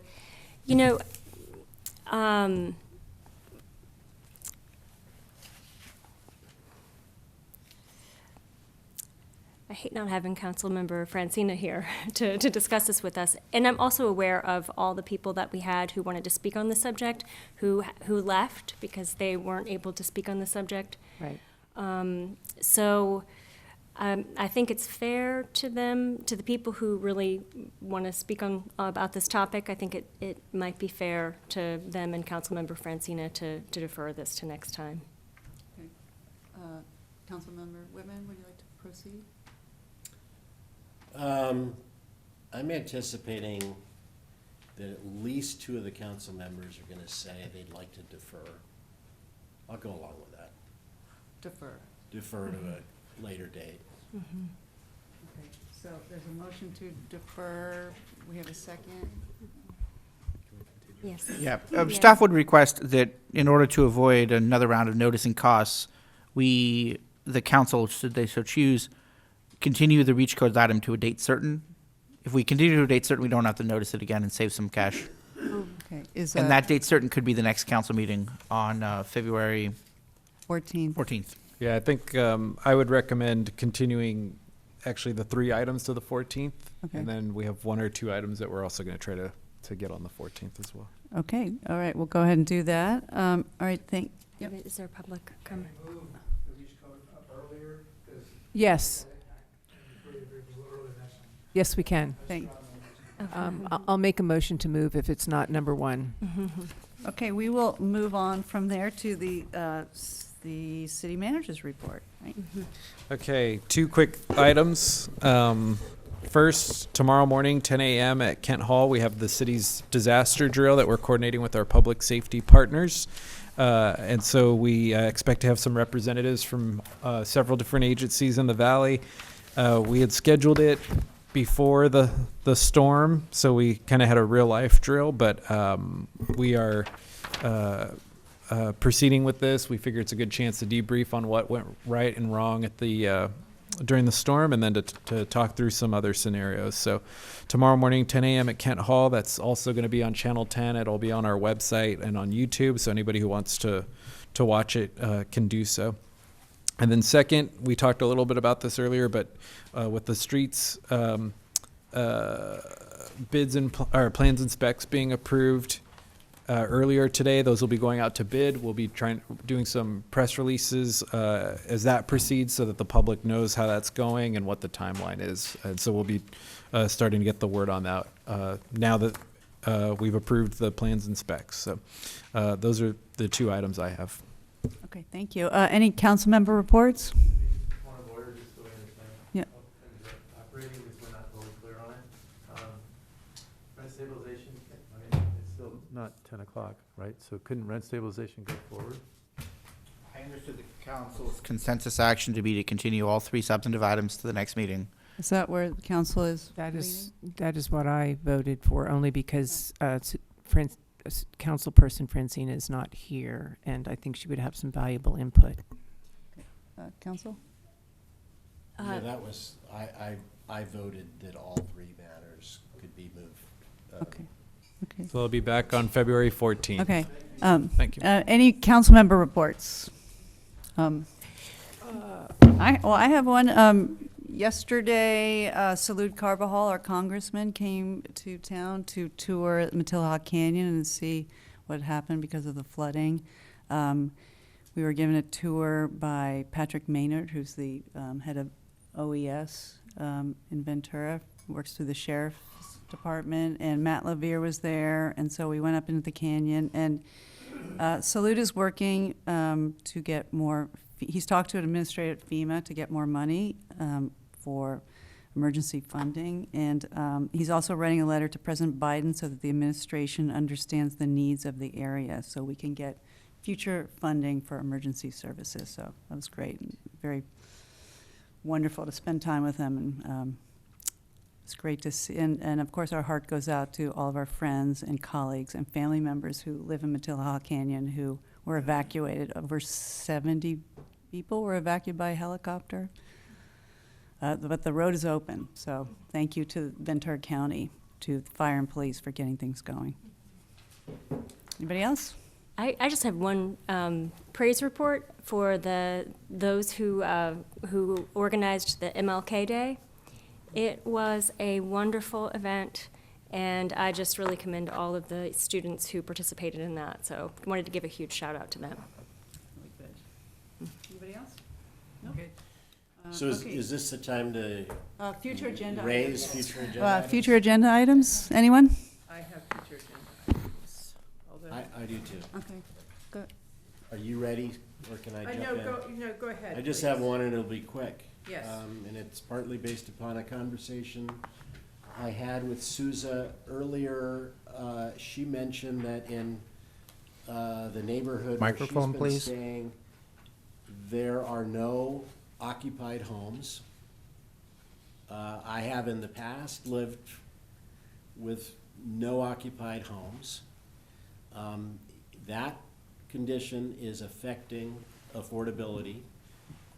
I don't know what we can do. I'm not proposing that I have a plan for what we do about, second or third homes that are not occupied. But I would love to hear a report on what other communities are doing. And is there a way to generate money to go to some type of a trust to address affordable housing? That's my proposal for getting on a future agenda item. Okay, would anyone like to second that Sure. proposal? I would like, yeah. Okay. Go ahead. No, go ahead, please. Okay, so we have 2 council members. Thank you. Other agenda items? Do we have the housing ad hoc committee agendaized? We had talked about figuring out how that might work.